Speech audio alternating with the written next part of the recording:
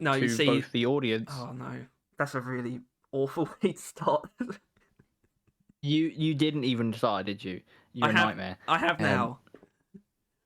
All right, welcome to Oh yeah, the least professional podcast in the world, with our special guest, AxisKronos. Say hello, AxisKronos. Hello, I woke up, everyone. I'm here. Don't ask him how long ago he So- woke up. Never. It's do not irrelevant. ask it. Yeah, this is probably the most special episode of the podcast because we haven't had a guest. We've had friends on, right? Which I guess you could call but they don't guests. count. You could call them technically. You could call them guests because they're not the main hosts. But this is like a special guest. Like this is someone that we had to invite him. We had to wrangle with him to get him here on time. Yeah, pay him $3,000. Oh my god. We Might are. be in many time zones. Oh, I wish. Yeah. Well, yeah, we don't actually know because there was a bit of confusion. We don't actually know what time it is for you at the moment. Fun. About to be 5 a.m. Yeah. West Coast. There you go. And West Whoa. Coast today. Yeah, I thought it was something like Alright. that. The messages confused Tyler a bit and me a little bit. But Yeah. 5 a.m. Wow, you could have asked us to do it later. Just make For your gotta own make it happen. sake. I don't work today, so it's no big deal. Anyway, so this is something that we've wanted to do for, I mean, let's be honest, quite a while. It's not literally the reason we started the podcast, but we've always thought it'd be awesome to have, like, since we started it, we thought it'd be awesome to have another DRG YouTuber on the podcast. And I think you were literally the first person we had in mind because you left comments on our videos, like, pretty early on. I don't know if you remember. Yeah, no, it's like- I definitely, I come and go from a lot of like smaller, and not to sound egotistical, but like the stuff that doesn't get a lot of attention. I at least like once every couple of weeks, I'm usually like searching Deep Rock Galactic on YouTube and then filtering by upload date. That's awesome. So it was very hard not to come across you guys basically anytime within the game's history. Because if nothing else, you've been incredibly consistent and covering a wide variety, basically every topic as soon as it's been remotely relevant. So As it's been very easy soon to, as it been comes very out. easy to find that way. Yeah, I literally got a comment the other day on I think it was the DLC thing where someone commented like, "Wow, you're so early," or "You're so fast." It's like, yeah, man, that's what we do. Which I guess we could use as an easy segue into, because obviously we've got quite a few things that we want to talk about, but I guess a smaller thing is if you do care about like the DLC at all, or you think it looks cool, the new DLC. It looks pretty good. It's probably one of the better paid DLCs there is. Yeah, it's hard for me to shake the people that are like, oh my god, Helldivers 2 crossover. Like, bro sees a cape and is like, oh, I know that. I'm involved. Like, I don't know if I necessarily agree that it's that, but yeah, it's I kind of hard to know specifically because, you know, we do know that they've been talking to Arrowhead, to the Helldivers devs, about a potential collaboration. Like we know that. They said that on a stream. And I guess it makes sense because they've always said that they don't want to do like a proper crossover. So something soft like that, it does make sense in a way.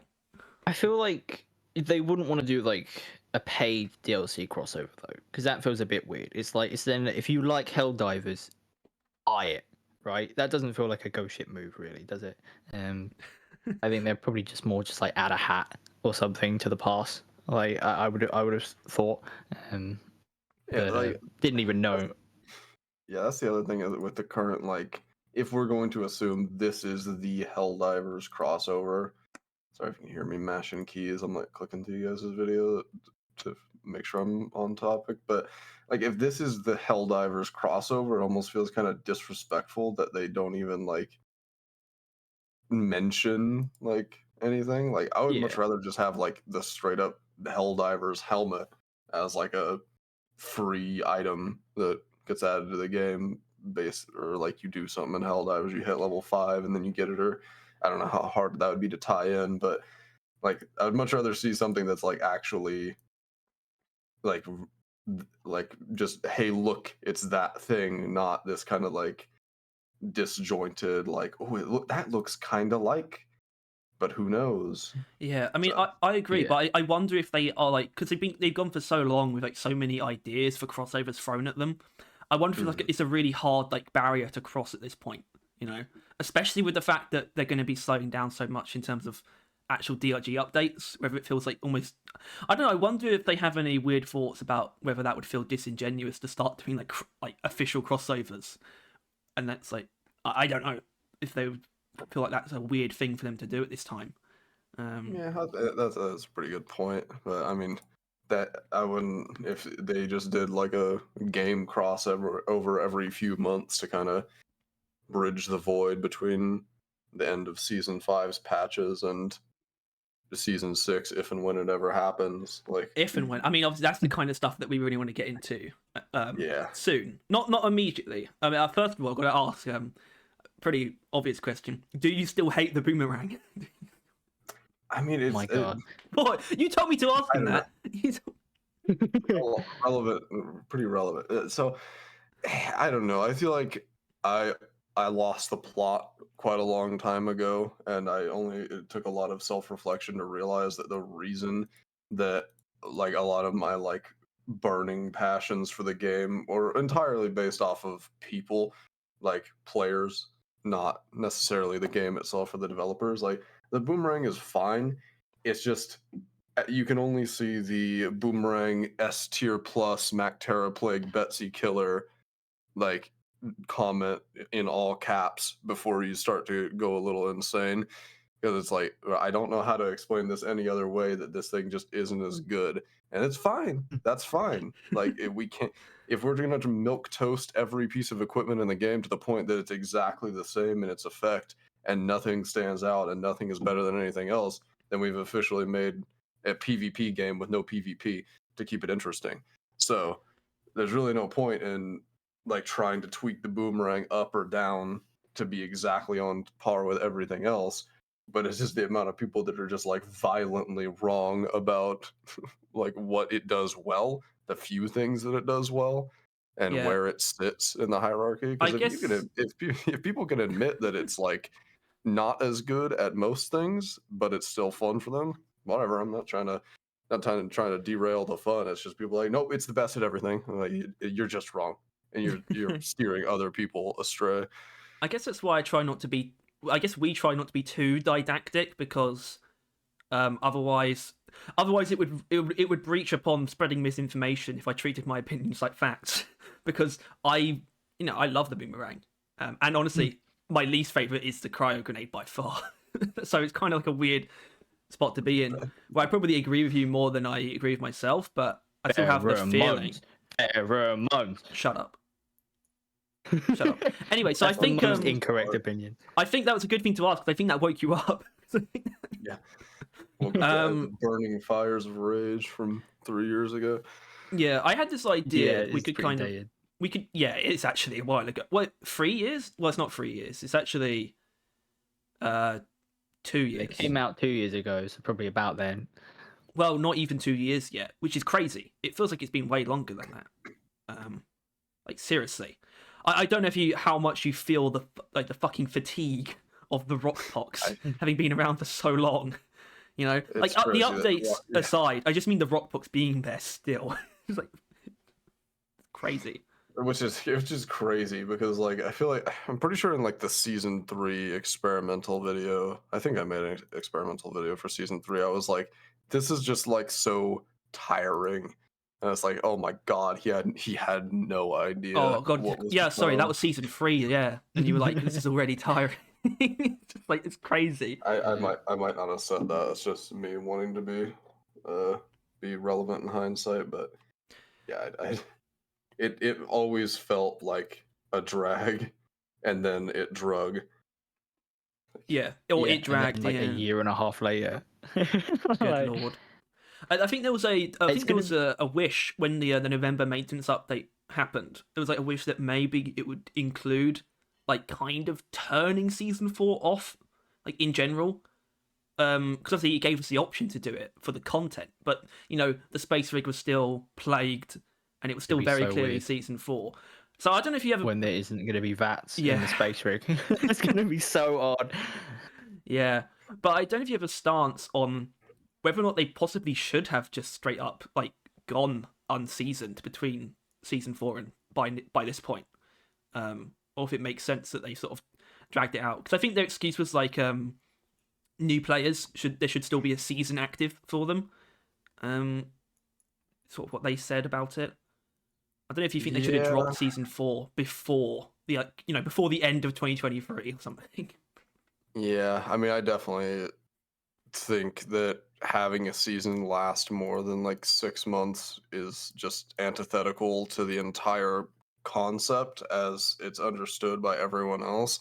And I know that we're kind of like DRG, I say the game of DRG and how it's set up is already quite antithetical to most games that have a seasonal model and have a battle pass, in that it's not just a toxic like FOMO farm, in that like even without the improvements and the returning season stuff coming up, like the content's always stayed in the game and everything. But I think we're really starting to stretch the definition of a season and a battle pass whenever it overstays its welcome that much, especially whenever the same theme is arched across.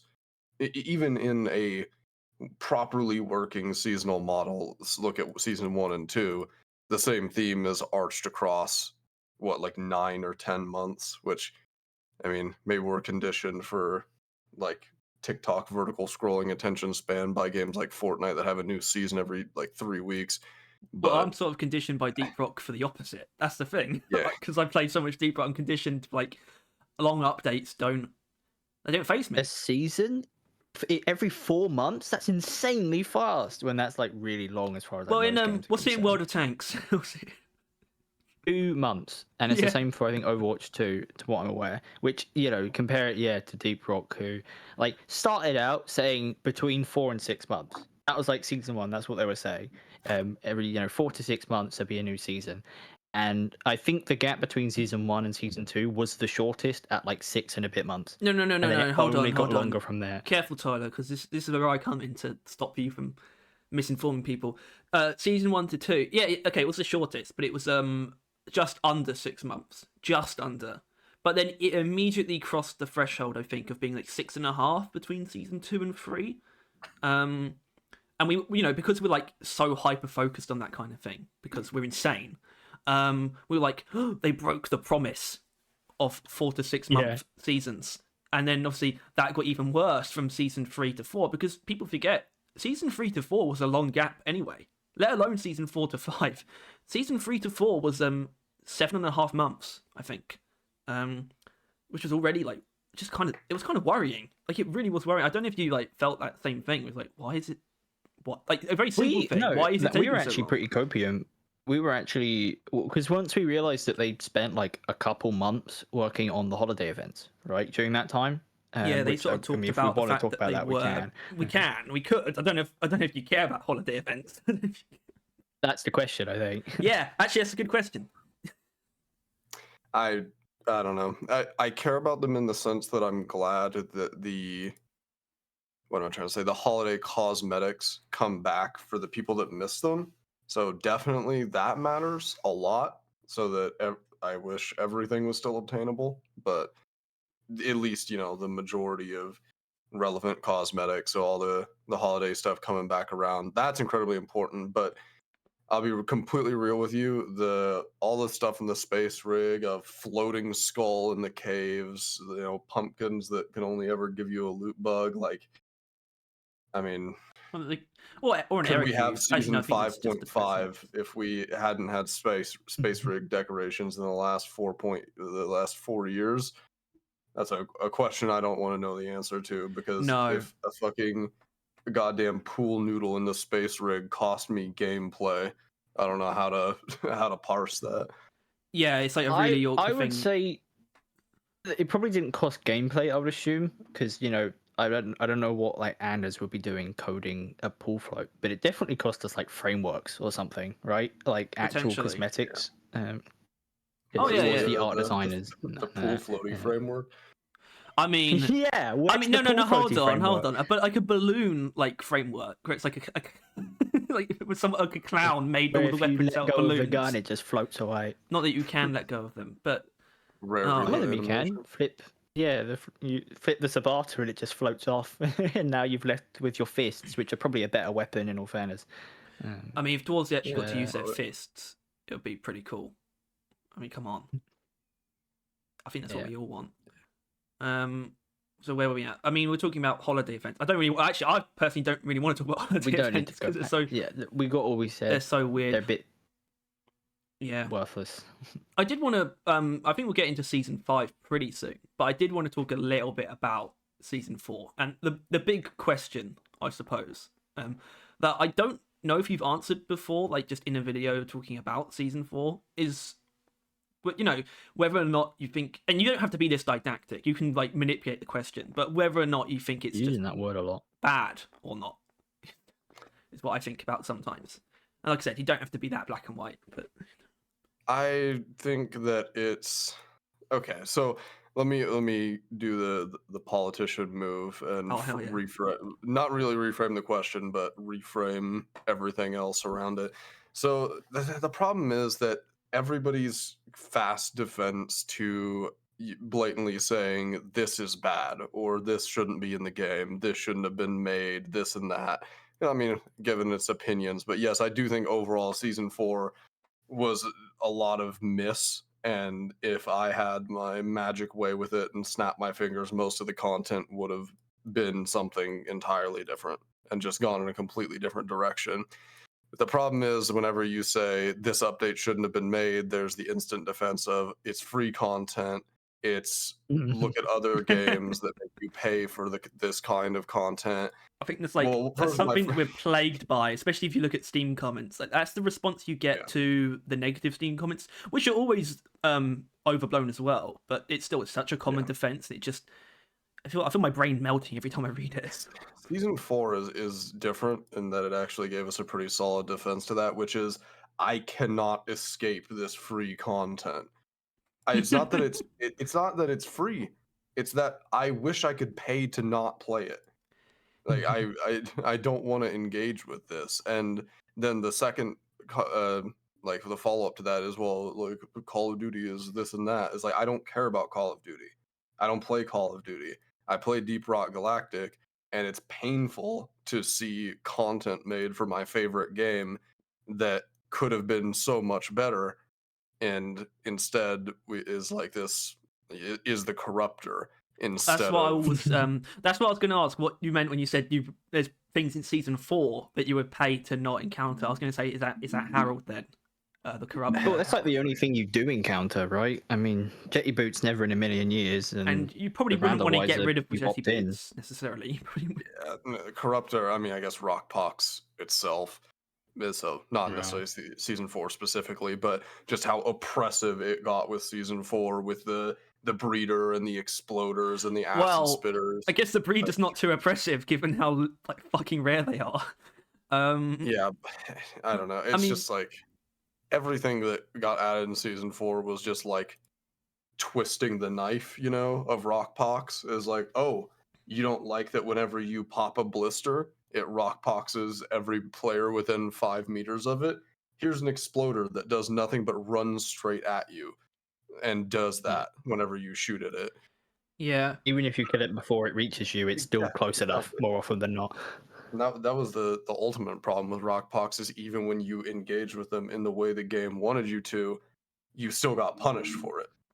Yeah, which like- ultimately was just a half-assed fix for like the drills, right? Yeah, Like that. which was- That was That's crazy that fucking Yeah. went unaddressed for like a year.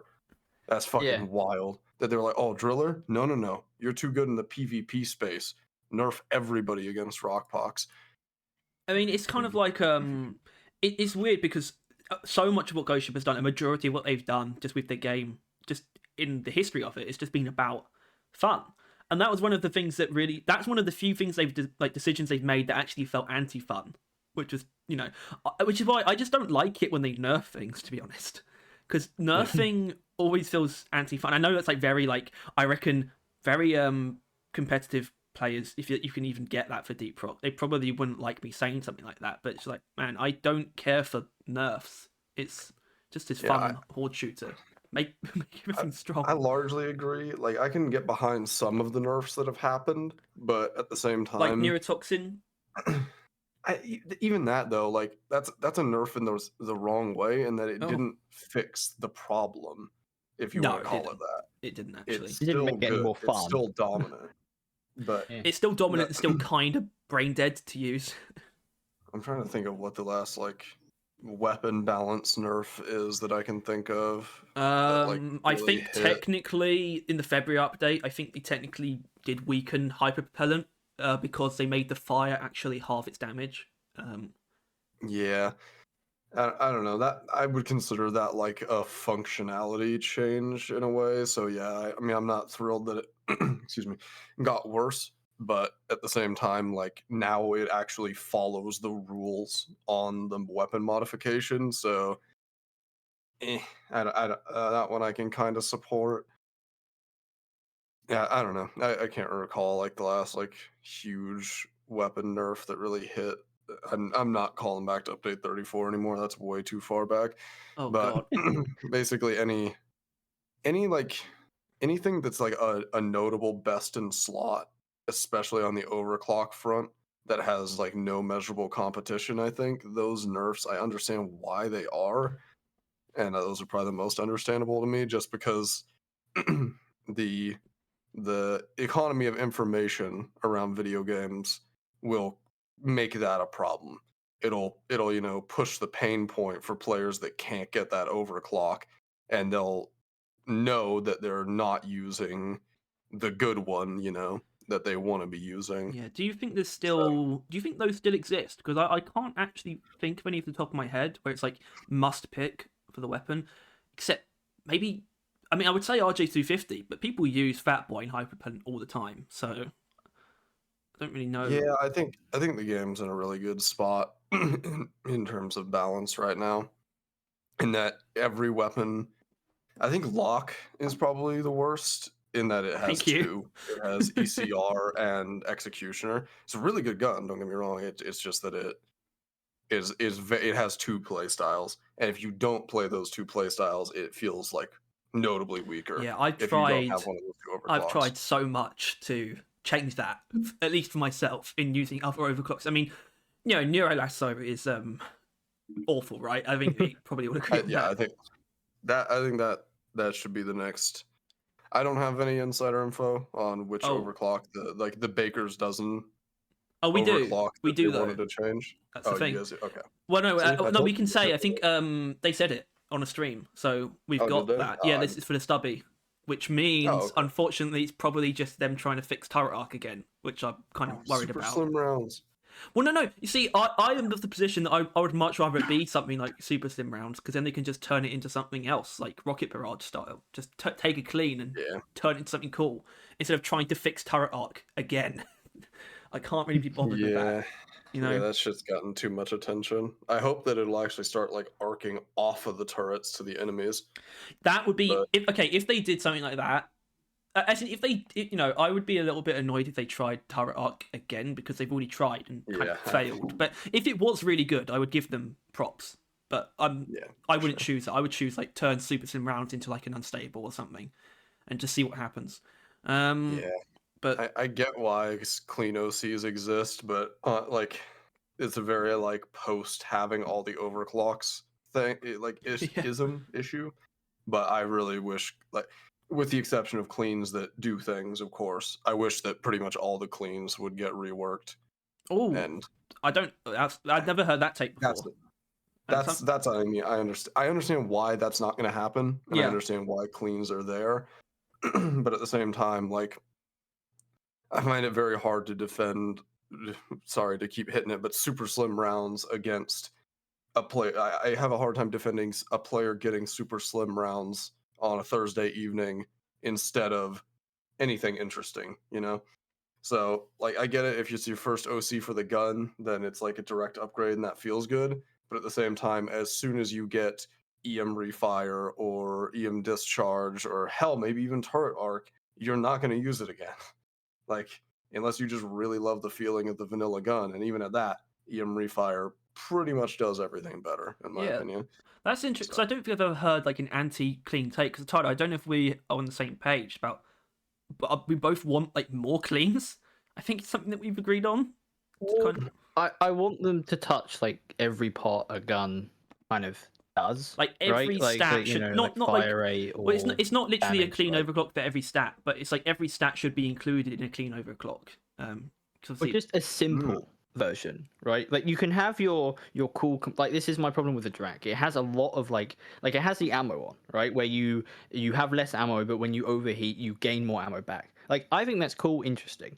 But I would also be down to just have a clean one that gives you more ammo, just straight up simple, right? Yeah. I think that's my angle on overclocks. That you get like the interesting, cool ones, and then if you just don't want to muck around with that stuff, like convoluted overheating, there is just a simpler option which is available.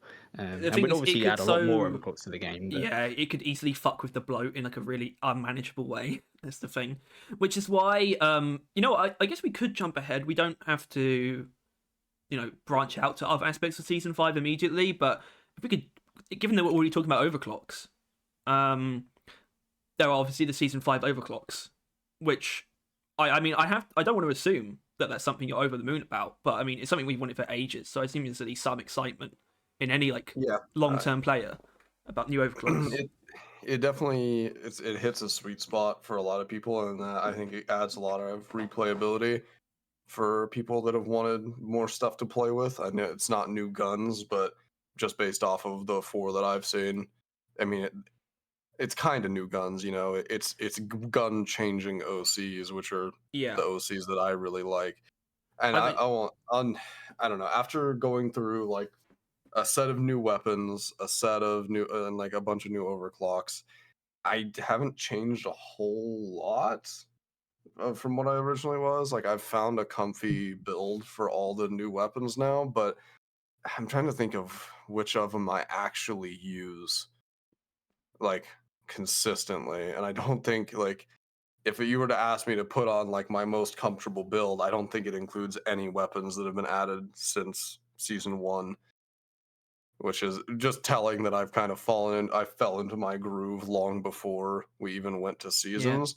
But I guess the more exciting thing for me is the mission type rather than the OCs. But I'm definitely happy that OCs that we are getting are clearly meant to be like a real exploration of a different direction on the guns. I think Inferno, or excuse me, Firewall, is that what it was? Yeah, God, it's just Firewall. Well, the Inferno thing was funny because it's just like when I picked up on that being like a.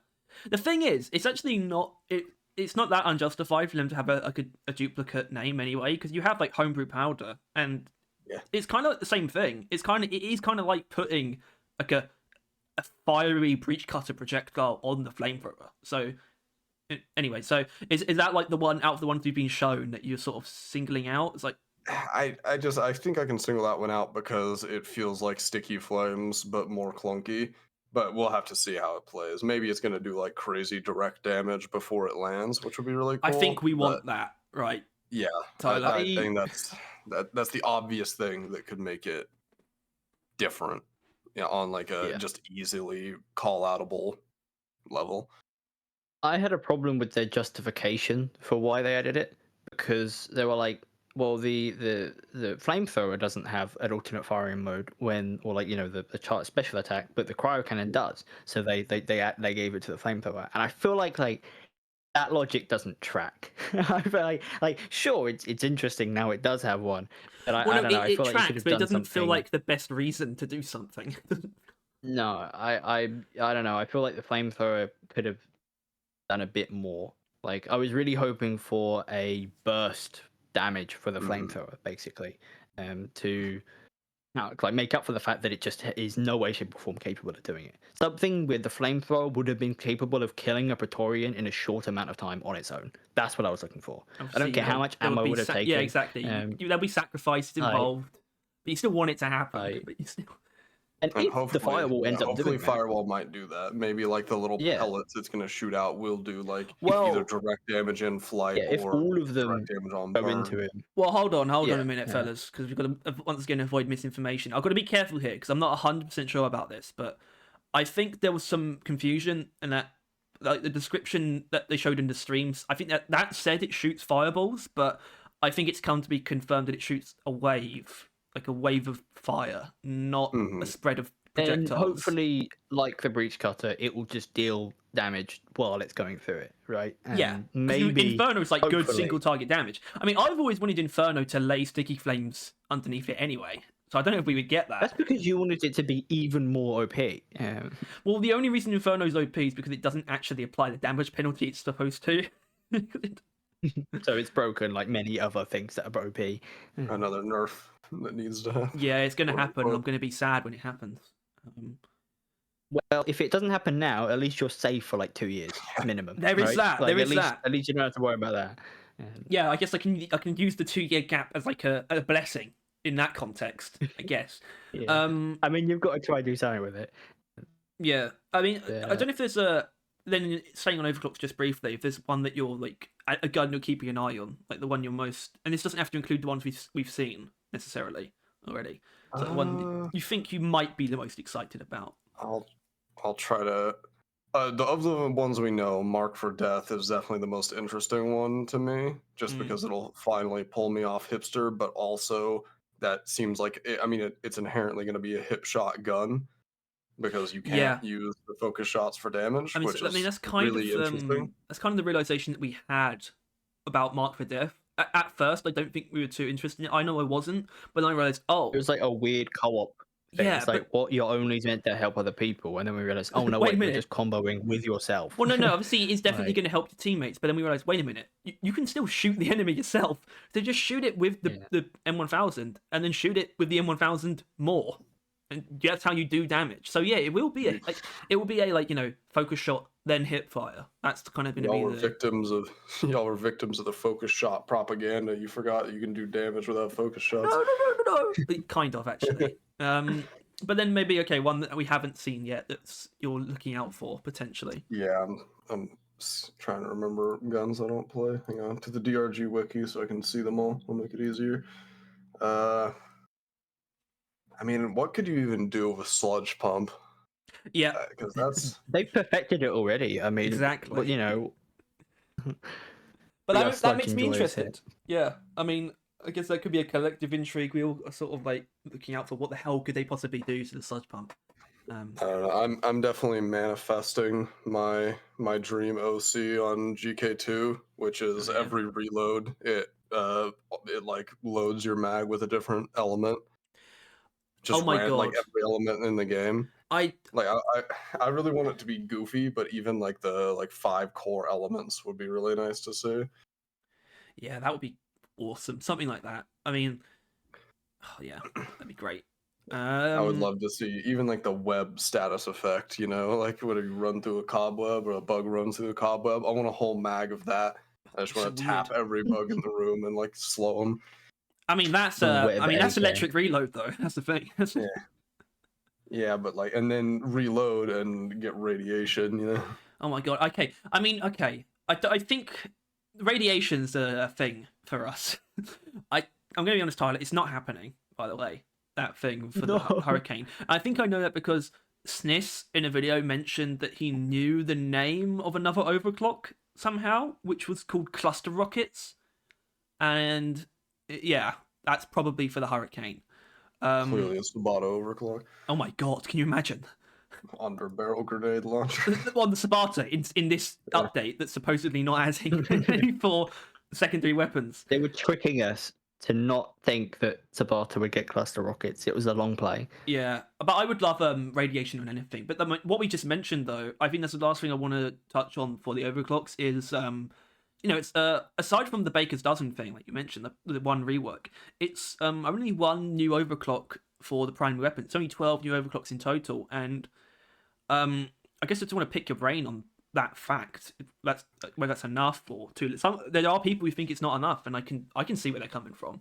Yeah, I mean, it's like it's the I mean the one side wants to say, oh, ungrateful, ungrateful, and the other side is saying, well, I mean, like we've been waiting a year. So I think there's a point on both sides to be had. I'll keep it real. I've been But waiting for new overclocks since they added overclocks because they said yeah, we'll continue to add more over time. And I know that like you don't. That's not wasn't a promise. It was just something that they said, and it doesn't make them dishonest necessarily. But like I've been thinking about new overclocks for the pre-existing weapons forever, and now like the third generation weapons are pre-existing weapons now. So I'm interested in them, whatever they're going to add. But yeah, it's only 12. It's only one each. I always imagined getting new overclocks would be like 2 to 3 per weapon, which is probably like that's a lot. Obviously, all weapons as well. Yeah. But obviously, season 5 is quite split across a lot of aspects of the game. But still, it's like it's not much. But then you got to think about new players. Like this is going to add like multiple hours onto that grind anyway. Well, not even multiple hours, depending on when you get the cores, possibly multiple weeks. Because of how that stuff works. It's just a really weird weeks thing. or a couple promotions. Yeah, like I mean, definitely. Like, I think if you were gonna add 2 or more overclocks to every weapon in one big block, it would require some tweaking of the OC grind again, because that adds a pretty like it would be a good time for it. Like, it doesn't like massively increase the time compared to what the time that already exists, but I don't know. It's very it's very unstable already in how much time it takes and how gated it is. I'm glad that we have the promotion option now and the core selection on forging, which you can exploit. Which Yeah. I'm glad that hasn't been changed or like added or like it hasn't been seeded yet. That would be annoying, equally annoying. But there's also the fact that obviously they're taking, if we were to look at it from a new player perspective, or anyone who hasn't finished all of the passes, they're going to be removing a lot of the bloat, really, of the cosmetics in the Matrix core pool because they're taking everything out. Which I guess that means we have to talk about that now. Oh, okay. Reactivating seasons.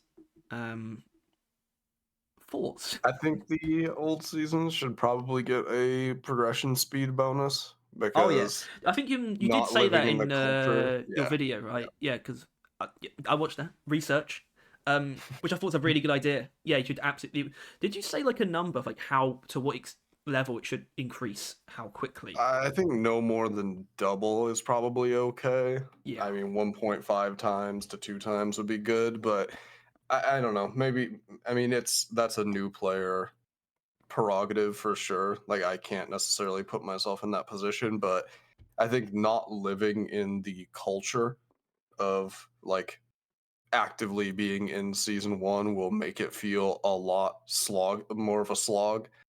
So my like hypothetical head canon of that situation is someone starts playing during season 5, which is anytime in the next year, and finishes season 5 or 2 years. past because obviously that's the current one, and then is like, all right, back to the beginning, and then they're playing season 1 for 100 hours, and then season 2 for 100 hours, season 3 for 100 hours, season 4 for 100 hours, and without that kind of like cultural cohesion, I think it's gonna feel a lot longer, in that it is like archive content, and when you're playing archive content, you don't expect it to take more time than like the current content, because by the end of that process they'll have spent 4 times as much time playing archive seasons as they will have playing season 5, assuming they finish season 5 and then go back. I suppose this is Which gonna, especially once again for new player. And we have to. It's kind of weird that we talk about new players so much. All 3 of us are not, but new players is the only reason that we did a video where we kind of rated. We rated all like the season 5 features and how like important they're gonna be, and yeah, new that was players an is interesting the approach to that. yeah, it was weird. But new players is the only reason we gave reactivating seasons a high like importance rating. But I was thinking about it. It's going to give like holiday events an annoying amount of value, really, isn't it? Because that's what they do. They give you the double performance points, and new players, people who have to progress for all of those passes, they're going to be able to take advantage of that quite a lot. So I guess it panned out. They're gonna need to take advantage to that. Yeah, I they guess want to get it done. that is almost going to introduce a bit of FOMO in that they'll miss out on actually progressing their passes like a decent amount. I thing think is- my solution to that, off the cuff, I think, is if we were to go with the 2 times performance points for the earlier seasons, is to not make it stack with the holiday events because it's already 2 times, you know? So that way it would only make you focus that double performance point on season 5 so that you don't have 400 hours or whatever it would work out to be of pass grinding to do during 2 weeks of Christmas. Instead, it's just season 5, you know? Yeah, that actually could make sense. Because that could support, I guess, certain players who've avoided like seasons for a while, who've kind of like avoided the game over the last few years, but are still like long-term players. Where it's like they're going to be able to progress through the older stuff quickly, but they might actually be encouraged to engage with new content. Because I mean, there are some people who I think it's straight up just not into Deep Rock anymore because they hate the concept of seasons so much. There are some these people. It's not obviously not literally like hundreds or even thousands of people, but they exist, and I wonder if they're weirdos or not. Because we talked about earlier how so much what Deep Rock does is antithetical to live services, and how the past is antithetical to what most people expect, and whether or not it's like fair for someone to look at Deep Rock and see it has like season passes and get turned off by that. Because on from the inside it does seem unfair because we know that it's not like a money thing. The reason why World of Tanks gets like a new season every 2 months is just to sell more stuff. But do you think it's like a fair assumption for someone to make that's like get turned off by seeing that? Yeah, absolutely. Because when you buy like as a developer, whenever you accept that moniker, and like, I mean, say what you want, I think it's abundantly clear to me at least that that was the reason for the pivot to seasons, was to attract the type of player that plays seasonal content, like that is excited to play a game for a few weeks or a few months and then come back to it whenever a new big shining content drop comes to it, because they basically pulled all of the sleeper co-op game enjoyers that they could at the point that they pivoted to seasons. So it was a goal to sort of get these like bigger themed content updates out the door and attract a new, like, more impressionable type of new player. And realistically, it was the same DRG content as ever, with some pain points, of course. And it was just repackaged in a different way. And that the entire goal was to fit that seasonal, like, expectation that other games have set. And I think that's really bit them in the ass in the long term, in that we are no longer working on the seasonal timescale or on a seasonal theme, which as a DRG player, I think is a huge step in the right direction. Yes. But now makes seasons as a like borrowed concept from other games feel like it is just silly in general. But yeah, I mean, it's weird. That's kind of where I think we have a lot of conflict, not between us, but sort of like about what is good or bad for the game. Because we look at season 5 and how unthemed it is, right? How it's really just like a normal, like a big normal update, but just like it's just called a season, kind of. And we love that, right? We do, but then it's also like, does Deep Rock benefit from an update that is clearly more for us than new players? And that's kind of like a weird sort of conflict that we kind of have. And obviously, it's more nuanced than that. That was kind of a really abridged version of what it is. But we've been wondering about whether or not season 5 will, break the like the player count records again, or the sales records. Season 3 set the bar. It currently holds the record, and we were like, oh, should it beat season 3? If it doesn't, is that a bad sign? These kind of weird things. And I don't know if it needs to or not, to be honest. I don't know where I stand on that. I don't know if you have a stance on this at all. I think that the seasonal hype is probably not going to be the highest it's ever been. Like, you're not going to get the day one log on numbers that we ever have in the past. I'd like to be wrong about that. It's very possible that I will be, but I think it's definitely the lack of theme is going to go over the heads of some of those people that were only playing season 3 because Space Plague sounded cool.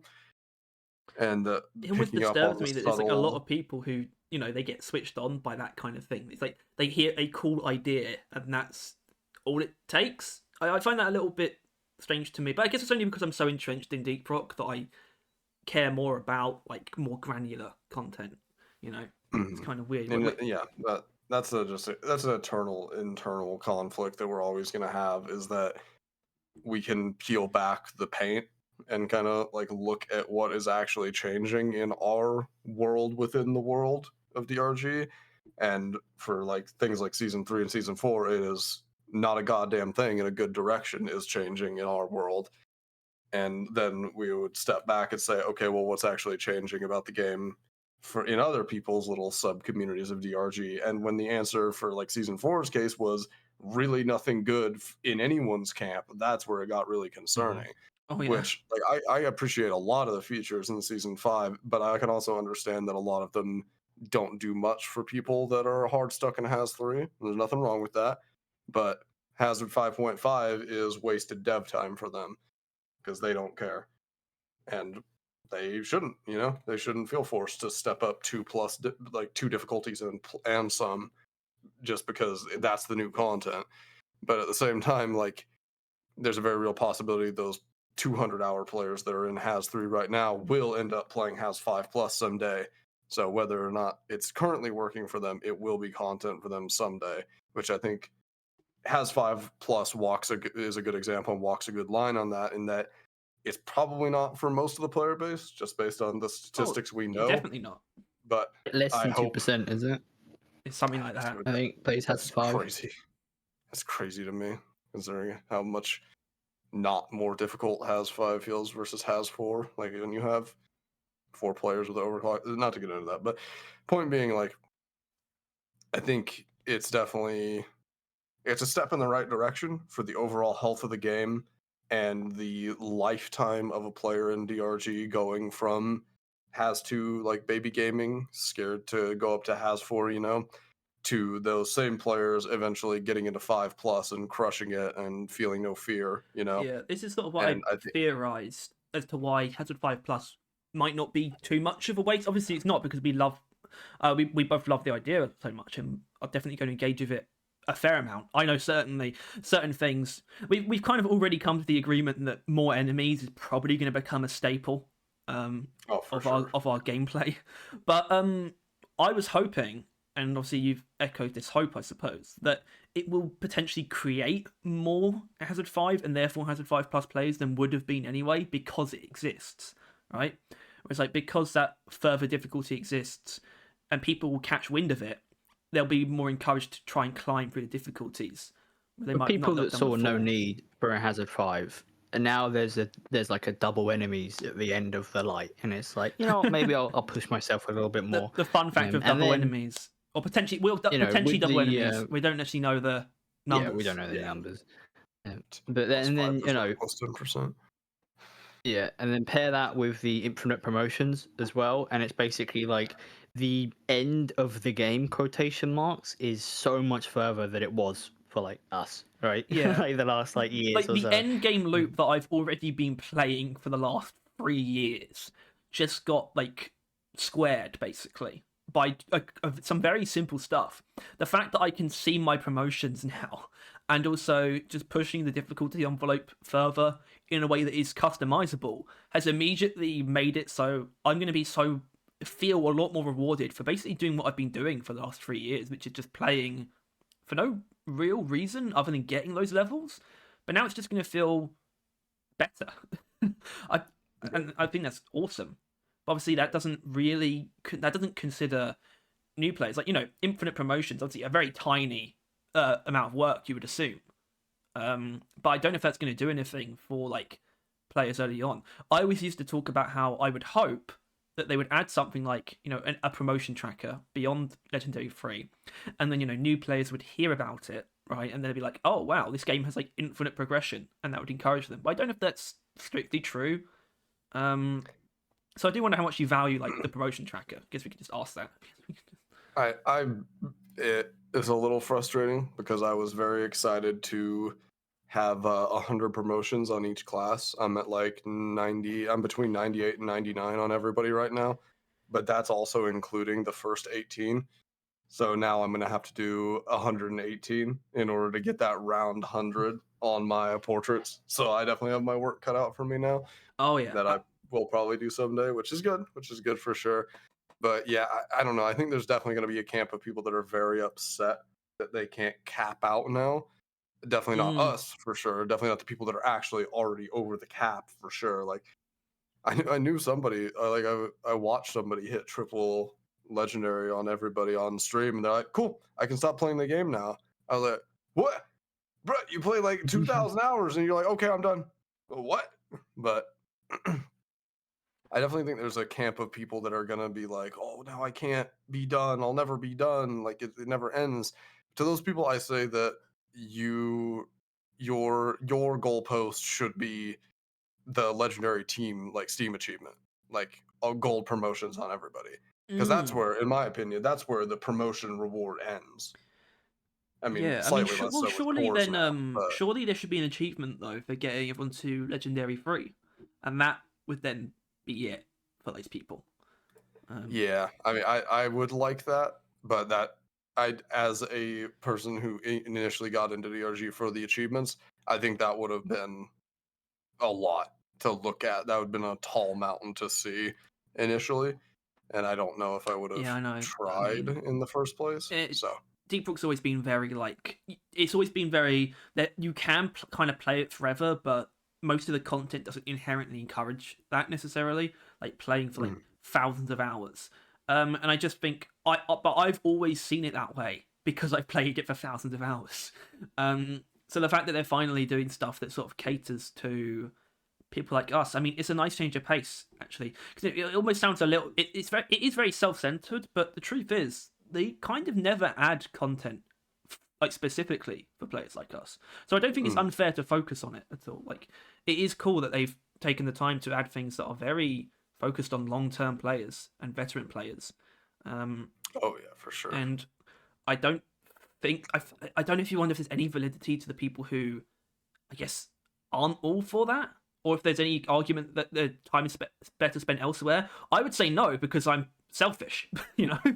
I would say they definitely should be doing stuff like this because it caters to me.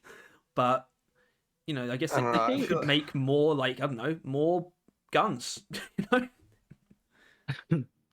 Don't you dare say more guns. But I think it's like it might have been due to the fact that the re-adding old seasons is actually not for old players, right?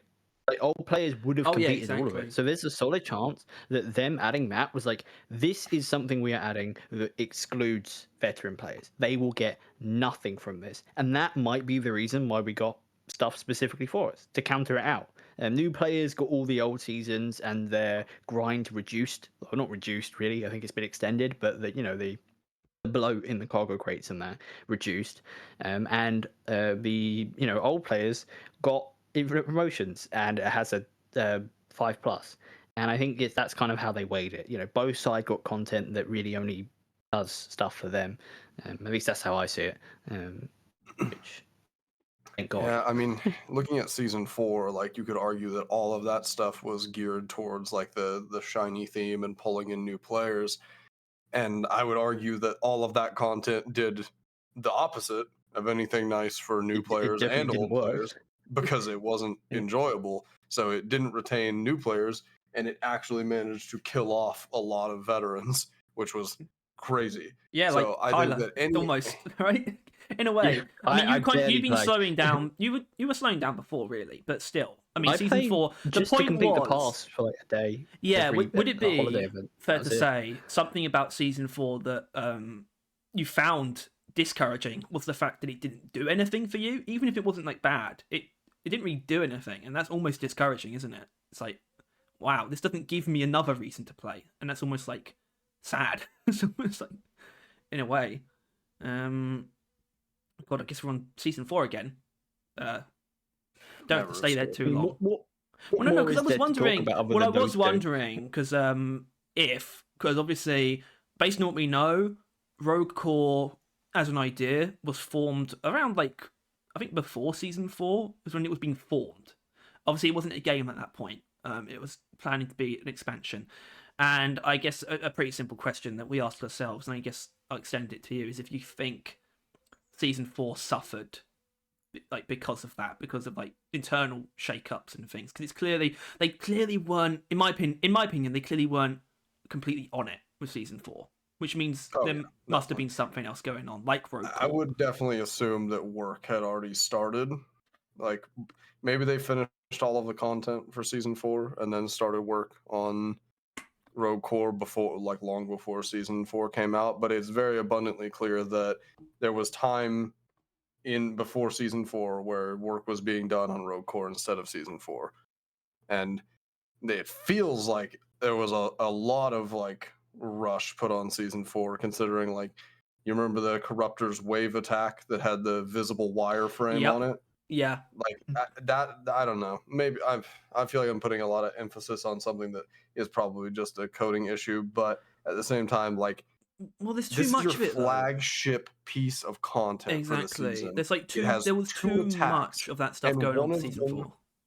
Yeah, and one of these attacks is it fundamentally looks like it's still in a dev room. I think it's it still also had summoned by a console. a lot of And then musical even then- bugs related to the Corruptor as well. It played combat music forever or something when you encountered it. Yeah, and then even then, didn't they come back and try and redo it in the not anniversary, the maintenance update later? They had made the animation better and more staged and stuff like that. They still had to come back to it as well to make it more telegraphed. Yeah, it's just I can't I can't pretend there wasn't clearly something wrong with season 4. Yeah, You know? I feel like I'm reading tarot cards trying to pin down the day Rogue Core entered practical development by judging by how many things came out undercooked in season 4. But I would genuinely call BS that if someone said no, Rogue Core didn't even borrow any of our time until okay. So season you mean 4 if was a fully dev said done and that, out the door. someone from Ghost Ship said that, and then you'd be like, no, I don't believe you. Is that what you're saying? I think that's genuine where I put my foot down. It's you cannot tell me that season 4 did not feel less attention because of Rogue Core, even if it was an idea, if it was a thing jotted down on napkins between meetings. There's clearly some deviation and presence of mind. Yeah, I mean, it also wasn't the only thing going on. I mean, Ghost Ship Publishing was starting then, which obviously, remember the anniversary thing? They brought back the beta or alpha version of the game, and that was a thing. Legacy which, Edition probably took them some amount. Yeah, that's the one. Some amount of effort. But I think, it's this pretty is the clear point that of season 5, occurred. though, isn't it? It's the longest wait and the least content. Yeah. It's that. It tells a story, really, doesn't it? Yeah. And longest wait is accurate because people say, "Oh, it's been a year between season 4 and 5," but it's that's not what we mean. And obviously, the February update. I guess now it's changed, but from when that came out, it was a really long wait and less content than previous anything, basically. Yeah. But I think go on.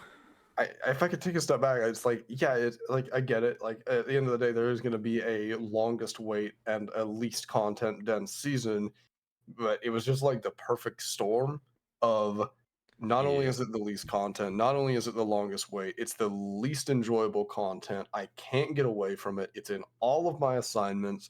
You just added industrial sabotage into every assignment as well.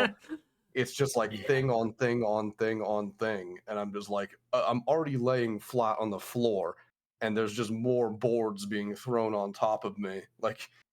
Jesus. I mean, how much? It wasn't even. How long until a new season to get away from this? 12 months. All right, I'm gonna stay on the floor. Give me some more boards. Yeah. Oh god. Yeah, and it wasn't just you, was it? The community at all-time low, season 4. It became the popular take to dislike the game, right? Like, just generally, like, I hate that. like, But yeah, it sucks, but I think it was fair, right? yeah, Like, definitely. it was. They needed to know that that season was terrible, and I think we can all agree they have learned something from it, right? Yeah, I I mean, mean, how much the maintenance pressure? update was a good. Which they added your idea, didn't they? the, Oh my the god, weapon yeah. day. How elated were you by that? I mean, That was very exciting. I mean, I didn't, I try to keep the ego in check, which is harder to do some days than others. But I didn't really necessarily want to believe it until I talked to Mike, and he was like, "Yeah, yeah, that was your idea. It just made co-op friendly." Because after he explained it to me, I was like, "Oh yeah, that does kind of like fuck up everything." Whenever your engineer is trying to hit 10 bugs at once with his grenade launcher instead of platforming Nitro. oh god, So I think that's that was very eye why opening. But that's why we shouldn't talk to Mike, because we would end up asking like really weird questions like that, where we'd probably be like overstepping. Because I'd be like, oh, did we Well, I influence take infinite full- promotions, or well, I Tyler, take even like full the difficulty responsibility thing, right? Hazard 5 Plus, for because you mentioned like customizable difficulty with skulls, but it's yeah, probably but I not was because of navigating a us. sandwich thing. Yeah. But I take full responsibility for the new Omeran stage. Oh I was the yes. only one fighting on that hill. I refuse to believe that they come up with it themselves. But yeah, no, it's. yeah, I I don't mean, know if that I've was something. ever. I won't steal your thunder on that one. I don't know if I've ever gone on the record talking about Omron phases, but that's something I've always wanted for sure because that adds quite a bit to the to escort. It's just not knowing what's gonna. It's not as routine anymore. There's at least one or though I guess two moments Thing during to escort now change. where you wake up and you're like, okay, what's it gonna be? What is it? And even if it's like, oh no, it's just rocks, or no, it's just beamers, we're good. It's not the cage, or the other way around where it's The like, oh, it's the cage. cage, easy. Like even at that, it still is like there's a wake up moment in escort now. It's not just all routine. So Yeah. Yeah, regardless, that's super cool.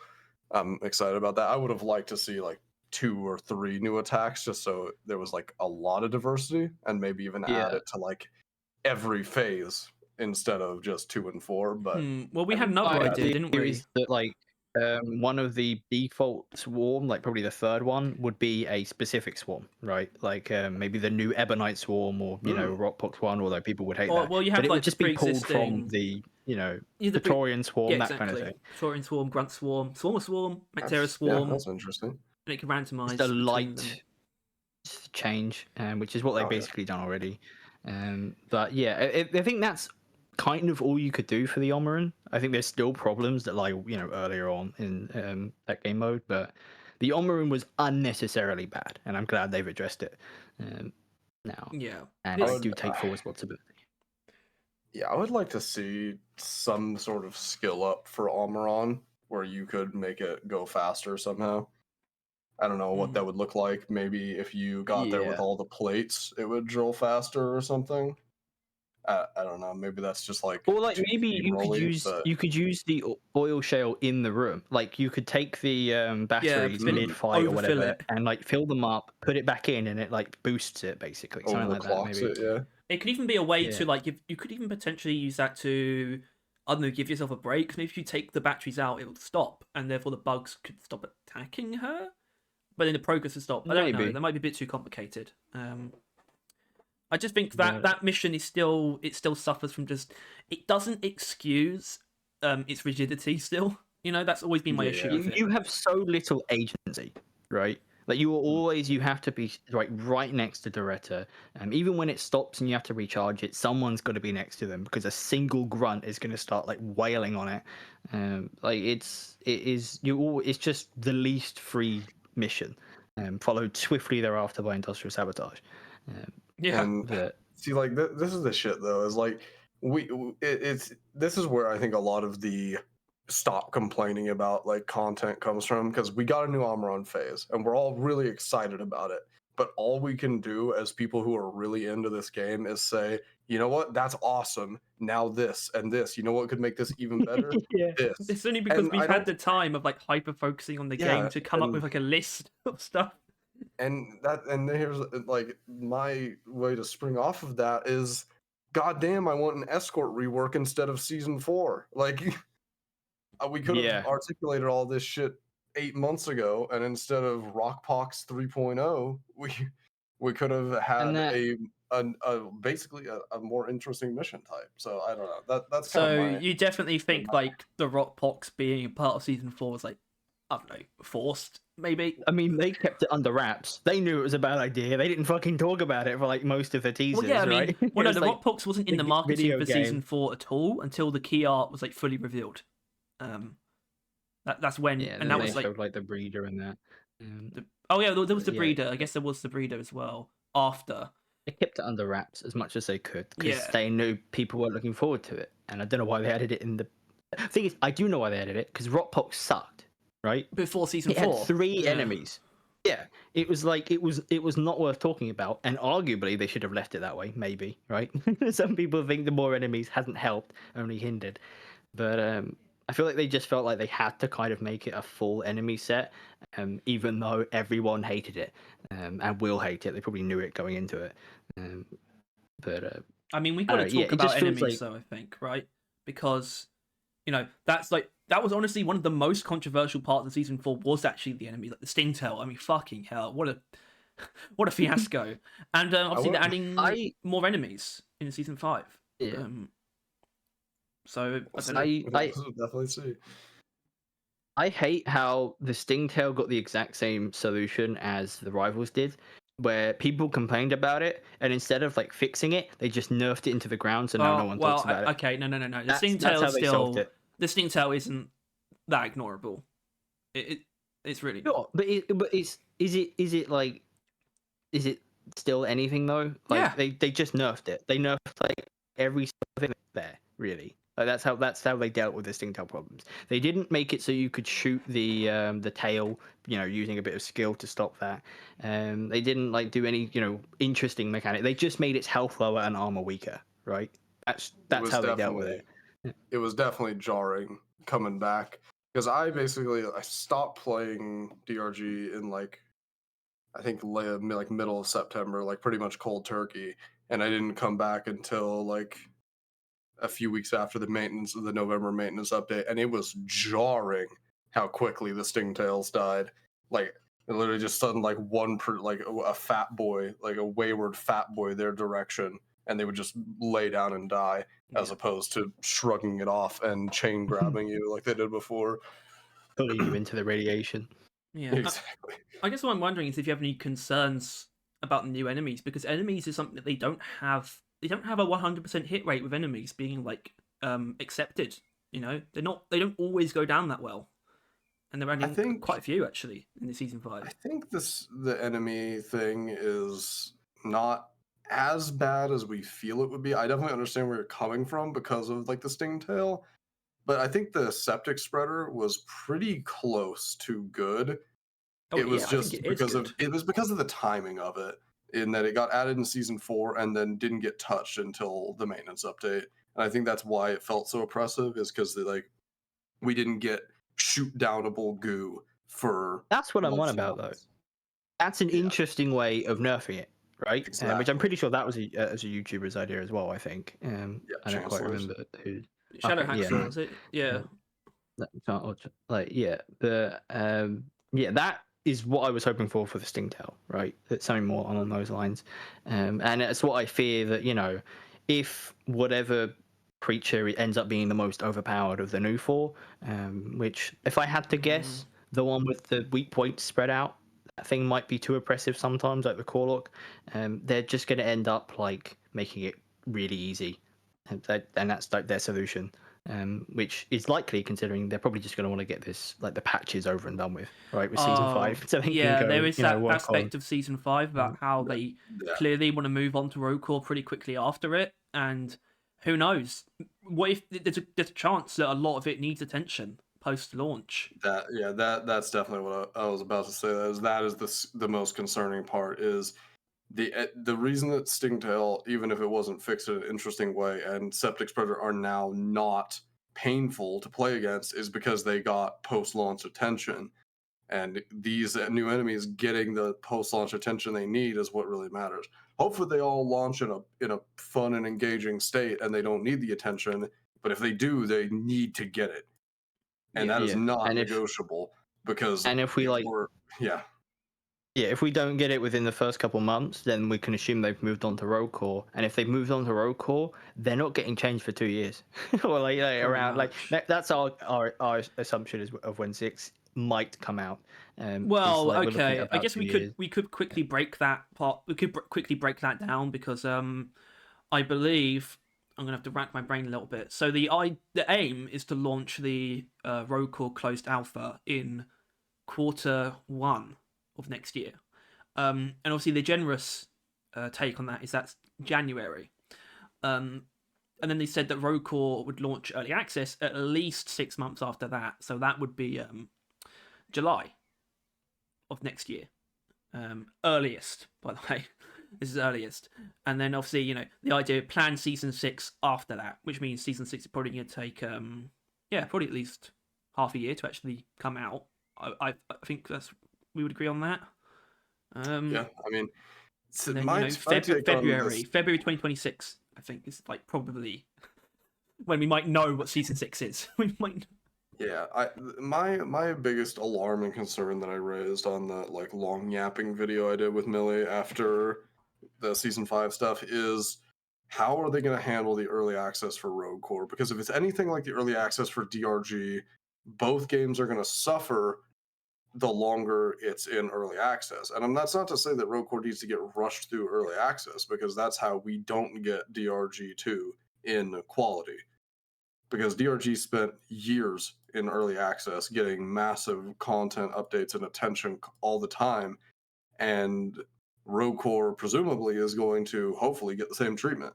And once it launches into early access, that's when the actual like content pumping and community feedback and like the feedback loop of improvement and content coming to the game is going to start. It's going to start. But they're also supposedly going to move at back that point in time. Well, careful. They're supposedly going to quickly move back to season 6 as soon as it launches in early access. As soon as they will launch Rogue Core, as soon as Rogue Core, like most people are going to be playing it, they're going to go back to working on what will definitely be a dead Deep Rock, right? After 2 years, Deep Rock will be in like a deep coma with like maybe like 5,000 players or like so, right, that kind of thing. Like it's not going to be alive then. People will still be playing it and still going to be playable, but like I have no idea how Ghost Ship is going to justify like essentially abandoning Rogue Core, which has just started up and will be like needing more updates to keep alive like quickly, for season 6 of Deep Rock Galactic. It just doesn't make any sense to me,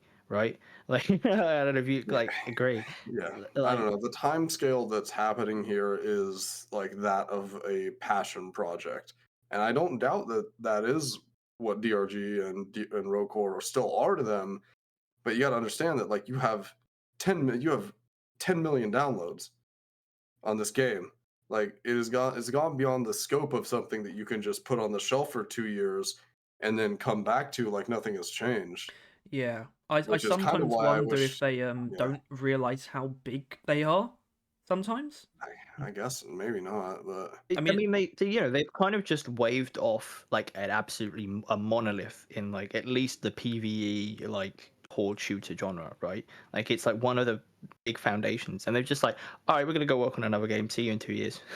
Like it feels like they don't quite recognize how monumental that the game is, and as a price, it is dying, right? It's just a fact, and it will be, right? Unless season 5 pulls some numbers will go down. Well, unless season 5 pulls some absolute magic, which I guess means like, is it fair how much pressure is on season 5? Do we think? Oh, absolutely not. No, not realistically. It shouldn't be a numbered season, that's for sure, for what it is.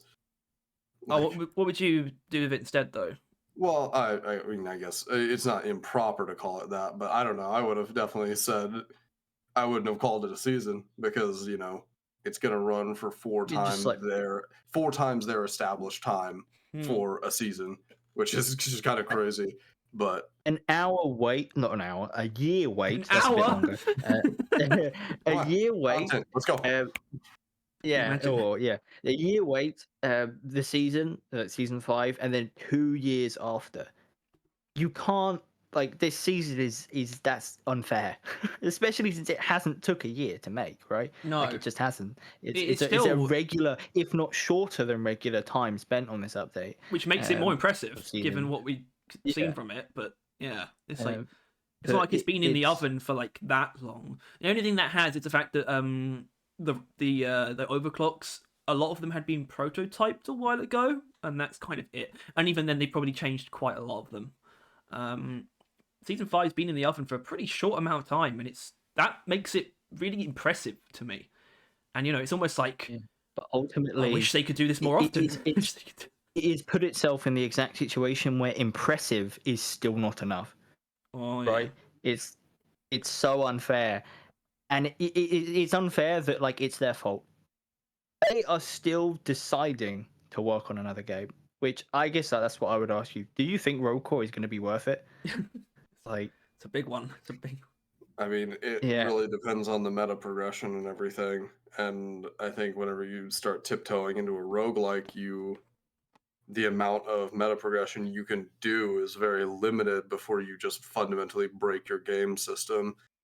Like, yeah, there is like a limited amount of power that you can go into a DRG mission with, but I think that's a lot of what grabs people and keeps them playing the game is the stability of your player character, and how consistently your player character performs and moves, and how you interact with the environment, and the complete like white noise randomness of the environments and the events you encounter, and how you leverage your extremely like rock solid static kit and skills against it. And I think that is going to get lost in a roguelike. And that's what really worries me about Rogue Core, is that it's really not going to hit like DRG. And people are just like, not to equate the two, but DRG Survivor, I played it for like a week, like barely. That's never going to be a game that I play thousands of hours of. And I think I don't think that was the intention, to be completely fair. But I'm just worried that most people that are super into DRG are going to bounce off of Rogue Core in a similar way, because the sort of dichotomy of I'm solid, I have skill, I have a build, versus a like white noise random environment is going to get completely lost whether I get my first upgrade and it's a damage boost or a movement speed boost is going to massively like shred me in different directions run to run. And that's really scary. Yeah, so I mean, in that sense, I don't know if it'll be worth. That's honestly the only fair like thing to say. We just can't predict it. The only thing we can really predict is that it's probably gonna it will probably be a very good game. That's probably the fairest thing we can say, because it's Ghost Ship. But it's probably, I'm starting to lean towards, it's probably going to be more different from DLG than people are expecting. First of all, I think it's going to carry over a lot. Like, first of all, mining is an obvious one. I think it's carrying over just that very simple mechanic of Deep Rock, the destructible environment. But apart from that, it's going to be very, like, I think it's going to be really different from Deep Rock in ways that people probably weren't expecting. Like, it's not going to, it might not suffice as like a Deep Rock update, right? Which is the kind of weird sort of a principle we've brought up before, is that the idea you should be able to switch between the two, right? As if they're the same game. But I don't know if Ghost Ship want that. They probably want them to be very distinct. But then it's just like, but you're also trying to do both at the same time, but also, only one at a time, but still have both on the go at the same time. So it's like if they're like different, then like people are only really gonna like one or the other, right? I mean, generally that would probably be something like if they're that different, people's taste in the game will vary. So then it's like for people, sometimes their game will just not be worked on, and I think it will like barely keep Deep Rock alive, and it will essentially kill Rogue Core if they keep just like flip flopping, which I think is the only solution. Is they split their team in two, right? Like, I think that is the only solution to have this work, is that Ghost Ship gets big enough to where they can cut themselves in half and still be good enough, which isn't impossible. They built Deep Rock with like 30 people, so if they just get up to like 60 and half that, they'll be enough.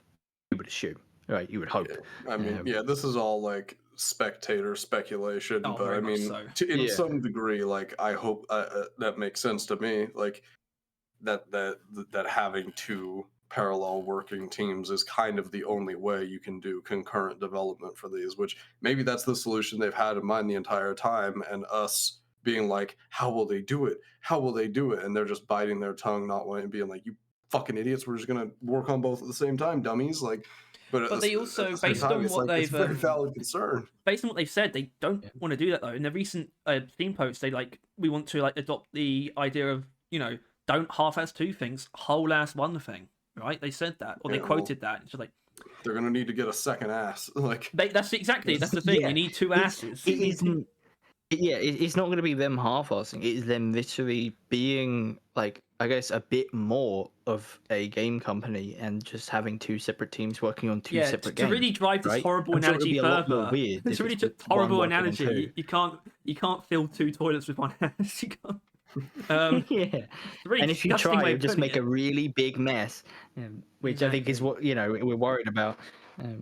Yeah, I mean, all this comes from a place of love. It's just like, I don't know. I feel like where a lot of the thrash from veteran players and even some new players, thankfully, is coming from is the fact that there's so many, like, beyond, whenever you go deeper than the surface level, add female dwarves, add a water biome.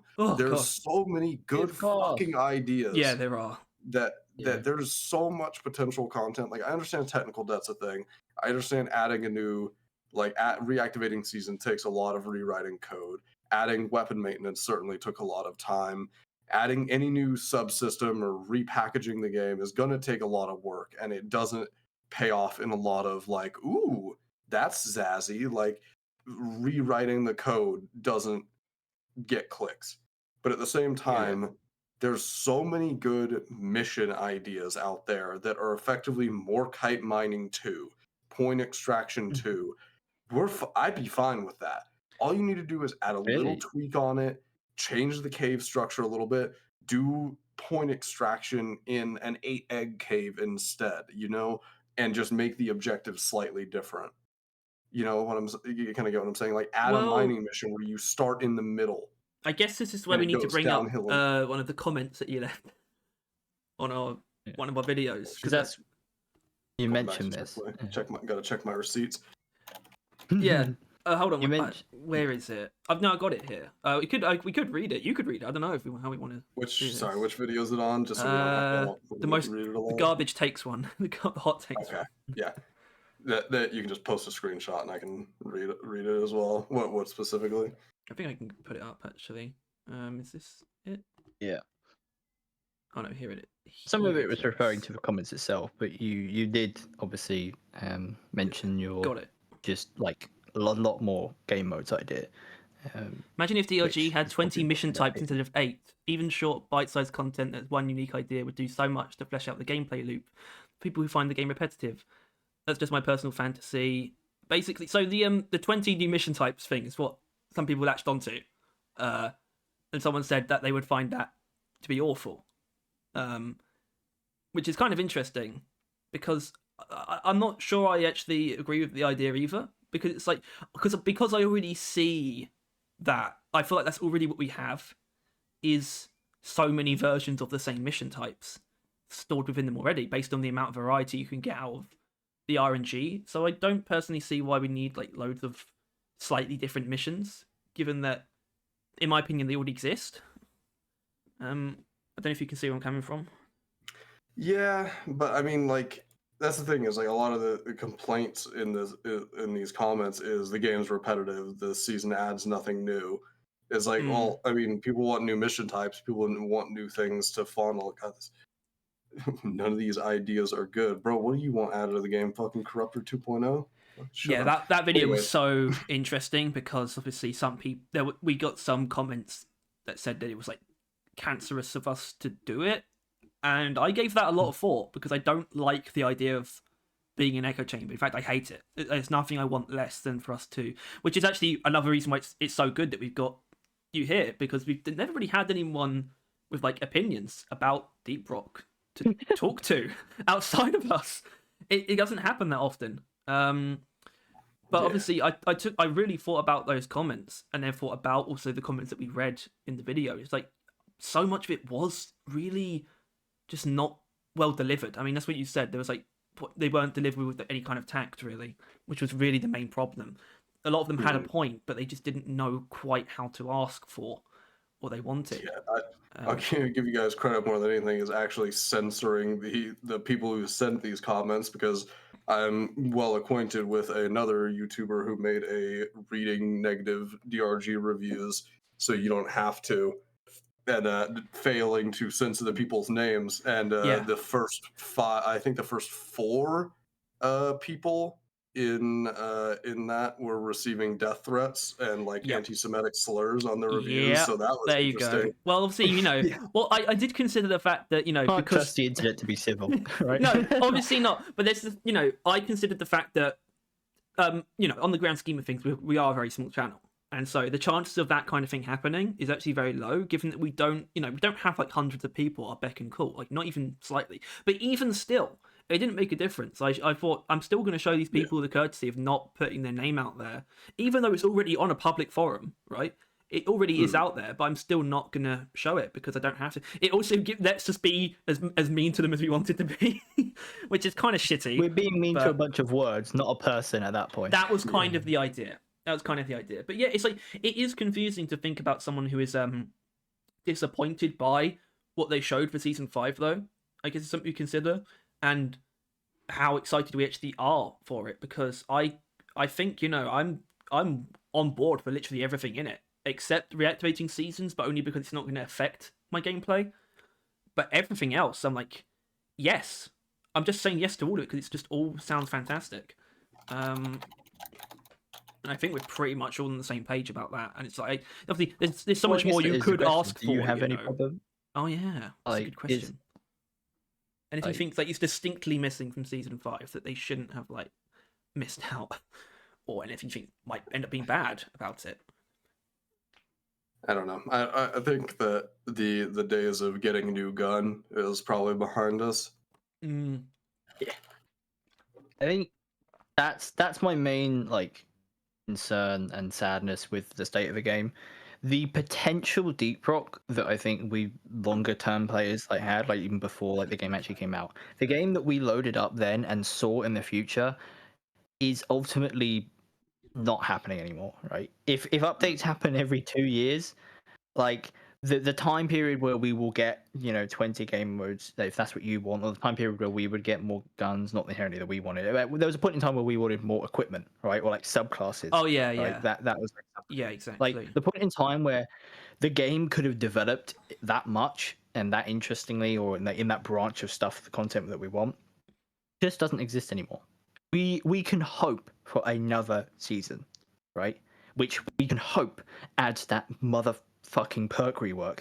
Oh shit! But that's perks. That is literally as further than that, we don't even know anymore, right? That I think that's the saddest thing, is that the game that had so much potential, this is probably it. But or at least it could also be.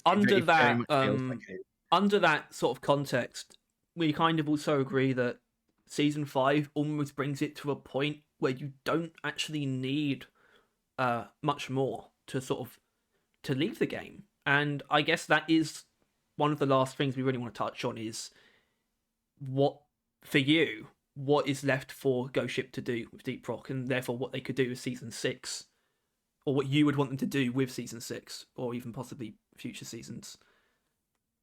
Well, I mean, like you said, it's kind of like the door is kind of closing, and the larger boxes aren't going to fit through anymore.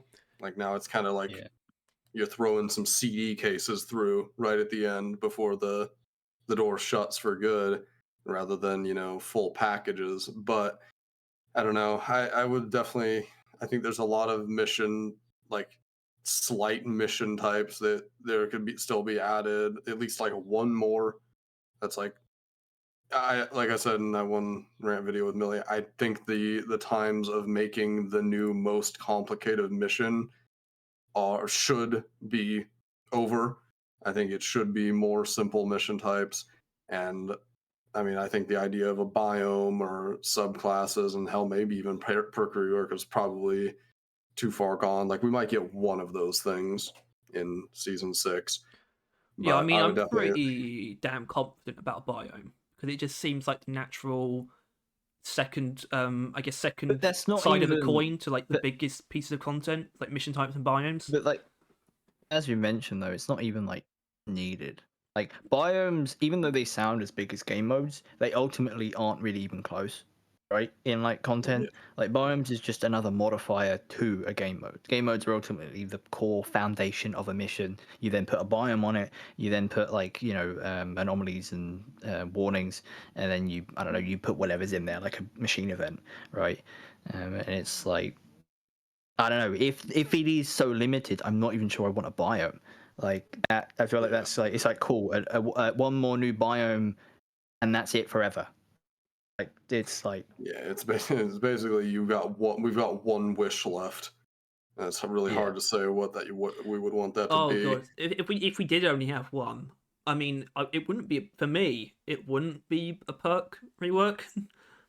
I don't know if it would be that for I only Tyler. want because like this is something I don't hear people talk about perk reworks. I'm just going to mention this to you. Like we haven't gotten a perk in so long, What? Oh, sorry. right? Any change or any update, It anything at doesn't even all need to have been changes. related Like to if they them? didn't, like they still like they want to see like, oh, we're gonna work on a perk rework. We're gonna do a perk rework at some point. We want to do a perk rework, but they never do that.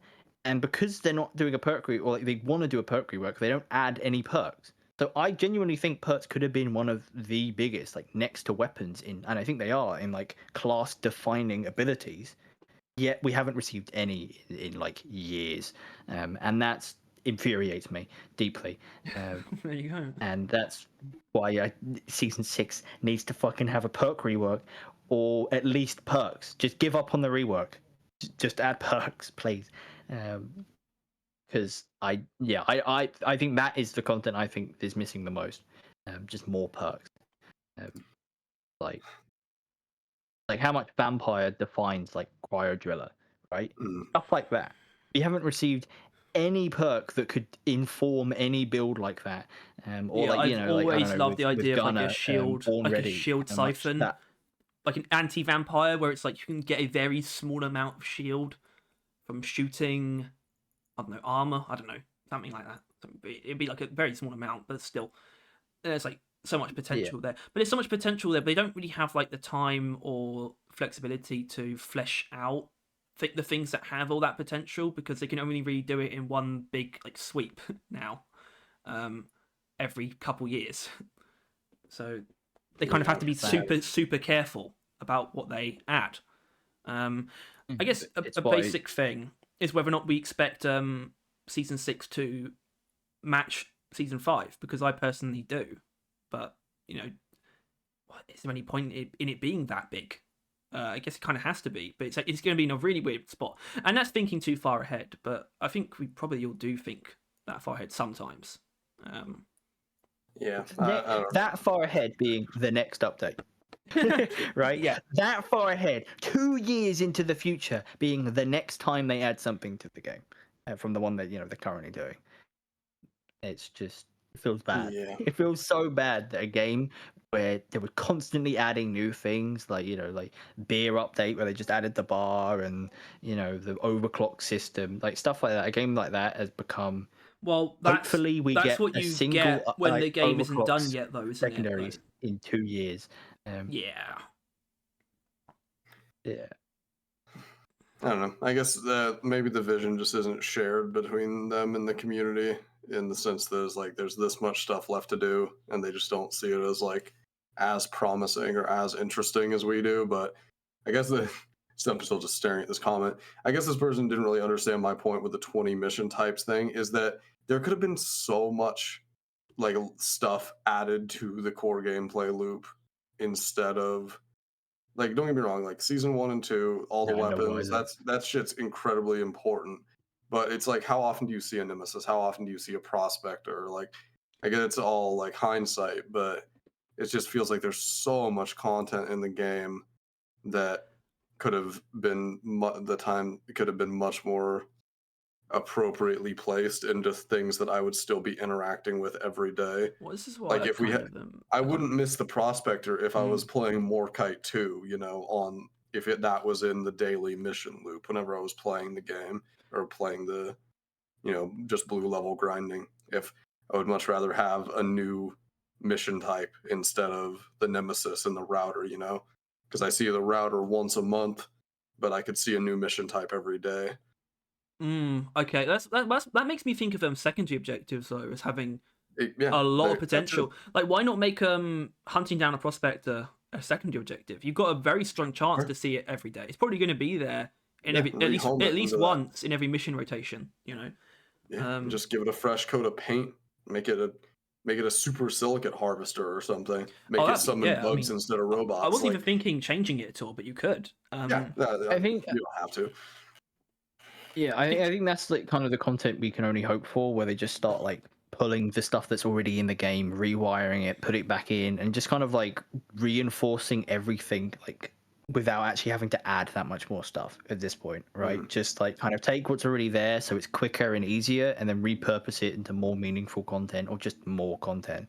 Yeah, absolutely. I think 2 easy mission types that you could make as like a notably different mission type is add like a triple primary mission that, say, maybe you only play it once a week or something. Like you can play it as much as you want, but it's kind of like the weekly assignments where it only gives you XP and gold, whatever, but it only gives you like the blank core once a week, and put all of the robot content into that mission.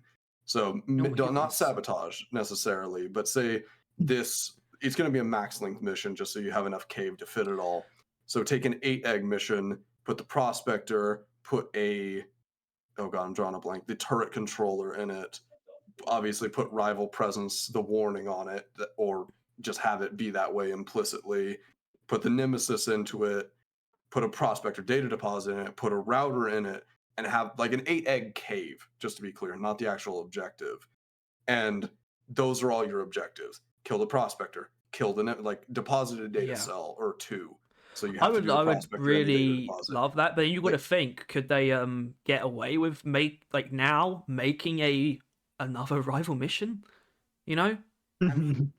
I think so. If it was not in the core loop, just as a way to use that content, is make it a once a week kind of like, not necessarily a raid, but just like a fixed difficulty mission like the deep dives. Make it like Hazard 4, I guess, or 3 point, like whatever feels right in testing, because that's a lot of robots. Maybe I Hazard guess 4. that's definitely one of the things. If you were to ask me about what I want, it'd be like something like that, like a really standout weekly, like high priority task that could be. It wouldn't be a raid boss necessarily, but it would be the kind of thing you would be encouraged to find randoms to play with to do it or something, or team up to do it. Like a super mission. Yeah, right? super mission. Like some, yeah.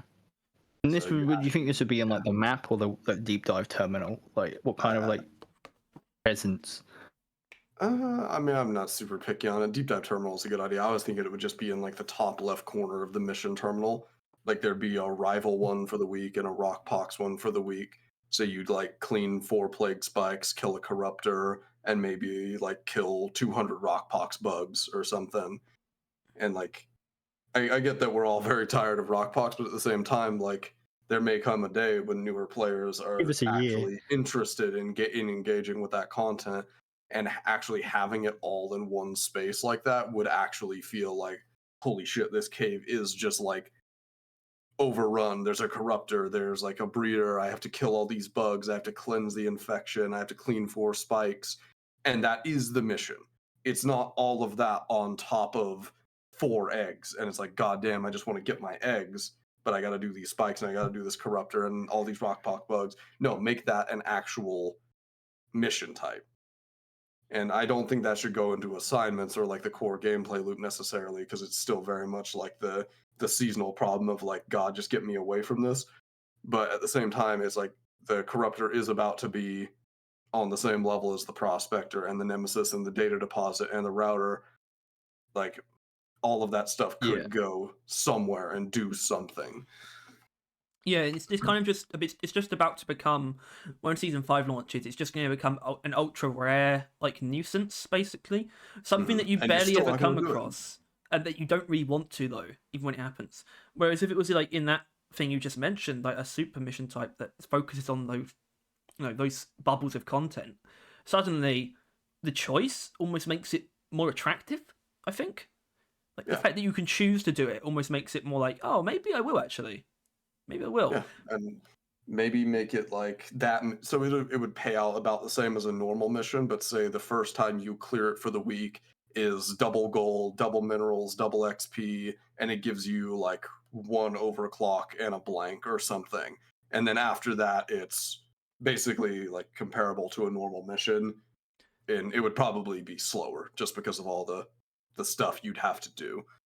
But I don't know. That's kind of my just off the cuff idea of a new mission.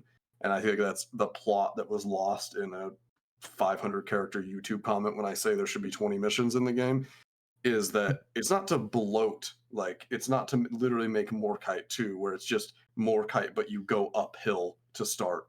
No, it's like you just explore one unique idea. Morkite has you mining a mineral.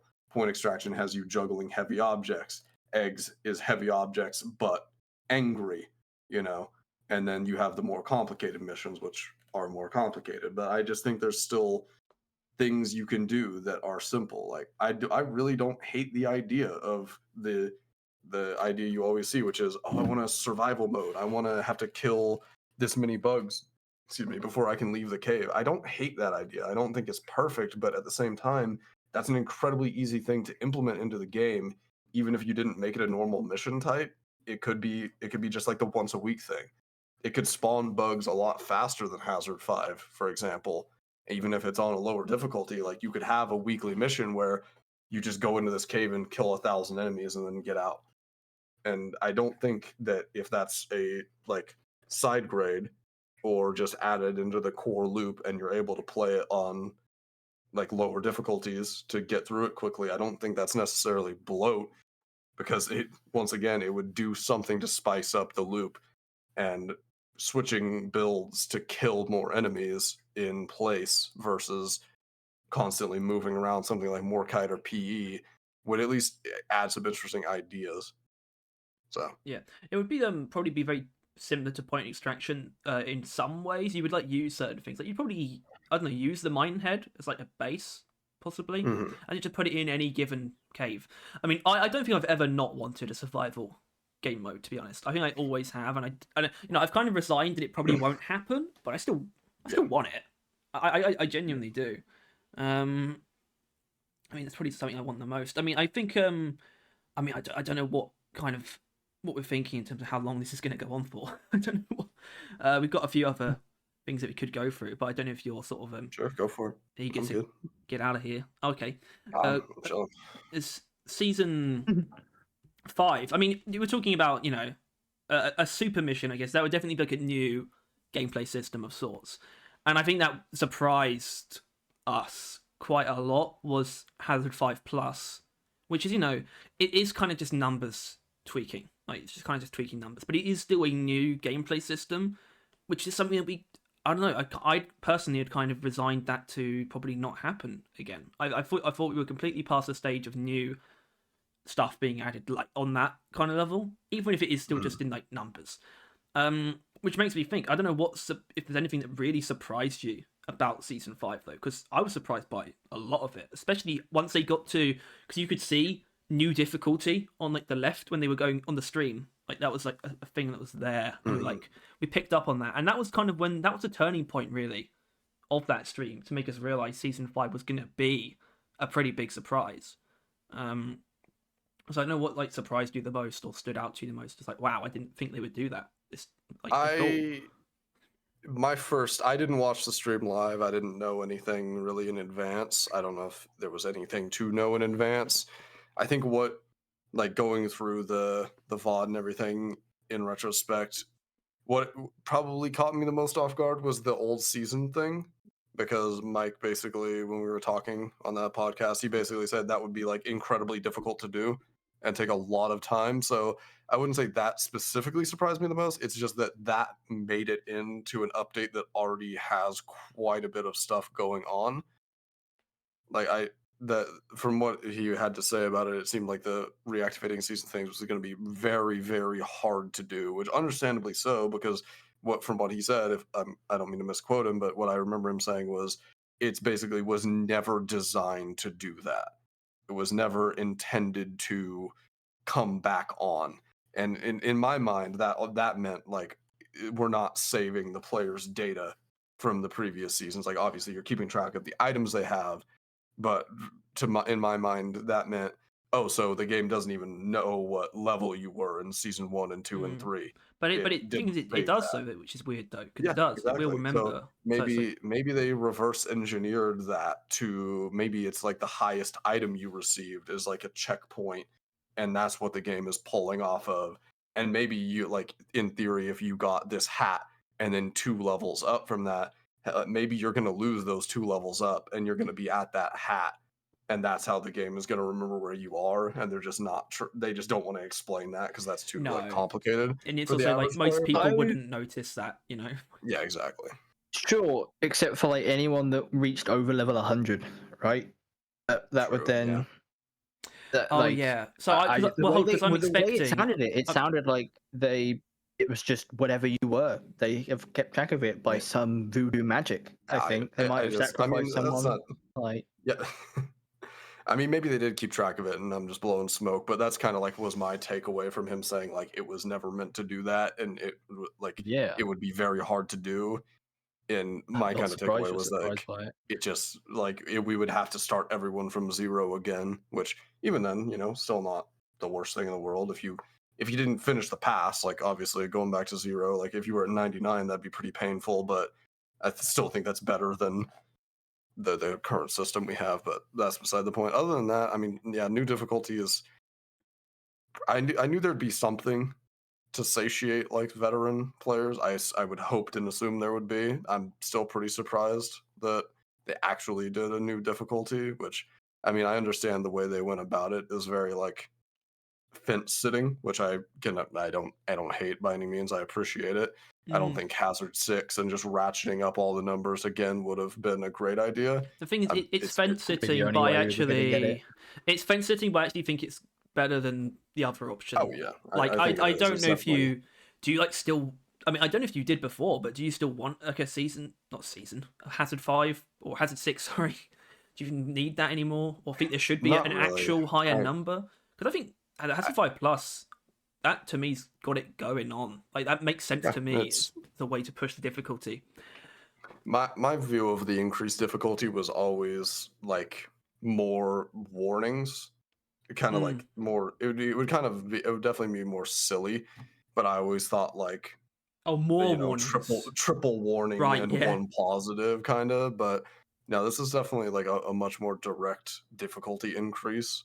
I didn't expect it. Yeah, no, it's definitely good. I think it's just my main concern with it, honestly, is that it needs to save your settings, and that if I have to manually ratchet these every time I select a mission, that alone will probably disincentivize me from engaging with it. If I have to click 8 buttons before I can lock a mission. Well, I'll say this: if like more enemies does become a staple, which we are kind of expecting it to, I'm not going to mind clicking that button twice just to start a mission. Sure.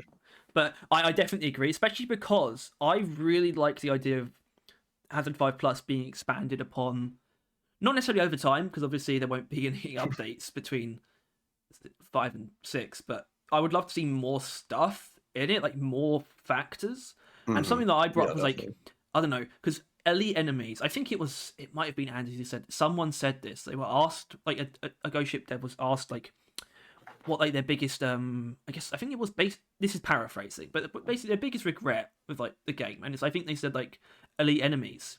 It seems a bit of a blunder, right? Which I think is I can see that. fair. But I would love to see like a factor, like something that you can tweak in the Hazard 5 Plus system, which is like elite enemy frequency. Sure. And like the first one would turn it on so there are elite enemies, and then the next one would make it so there's probably even more than there are in like the warning. So I'd love to see. Or maybe the same as the warning, and then you get the warning, and it's just they're all elite. Yeah, So you don't stand a damn chance. yeah. But I would love to see Yeah, like no, more definitely, that's- features in Hazard 5 Plus that you can tweak. I think that would be awesome. Yeah, that's definitely a good like modular way to go about it too, since they're already all optional. I think yeah. And all I separate mean, you as can't well. you can't go wrong by giving more settings there. Yeah, and it seems like the rewards won't be much either, so you won't end up with like 10 modifiers each giving you 10% more like XP and gold or whatever, and then It's doubling everything. based on the numbers that we could suss out from the screenshot, it'll be 4% per like notch you turn up. So at max, Right. it'll be 32%.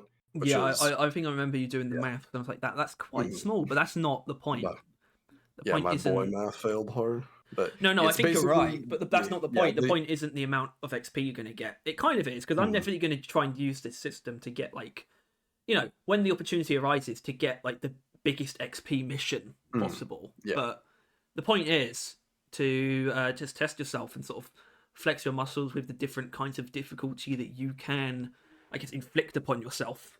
And, Yeah. like enemy aggressiveness and toughness plus shield disruption make you tear your hair out. But if you can brave it, then I don't know, prove you're a man, I guess. Just Yeah, that The kind of biggest bullshit. concern is if the additions don't do like enough, right? Yeah. Like there may be like a 5% change or something like that, like per or like Yeah, total. Like I'm okay with that for like for everything but more enemies. I think that's fine. But if more enemies isn't like 25 and 50%, I think it needs to be that at like, least. I think it notches. needs to be- yeah, honestly, like I hope that's what more enemies is, because I think that's the most like compelling one for sure. Because all the others are basically numbers. Tough enemies is kind of scary because like, especially with like breakpoint heavy weapons, I think there could potentially be a lot of pain points for like focus shot M1000 on tough enemies. that's what I'm looking forward to. Yeah, The but I mean, M1000 falling apart. I'm all about that shit if it does something to shake up the game, I because it's an mean, optional setting. that's what I'm the I mean- most excited about is people, not even necessarily me or any of us, but just people in general playing on the maxed out difficulty, turning it all up, and discovering what the truly best builds are, like in the game, but the true just kings of builds that you can The thing create. is they already kind of figured that out in Hazard 6x2, but we don't value their opinions, so like we don't listen to them. Like, is that was never part of the default experience, so it doesn't count. Please shut up. All right, careful. But now it might count.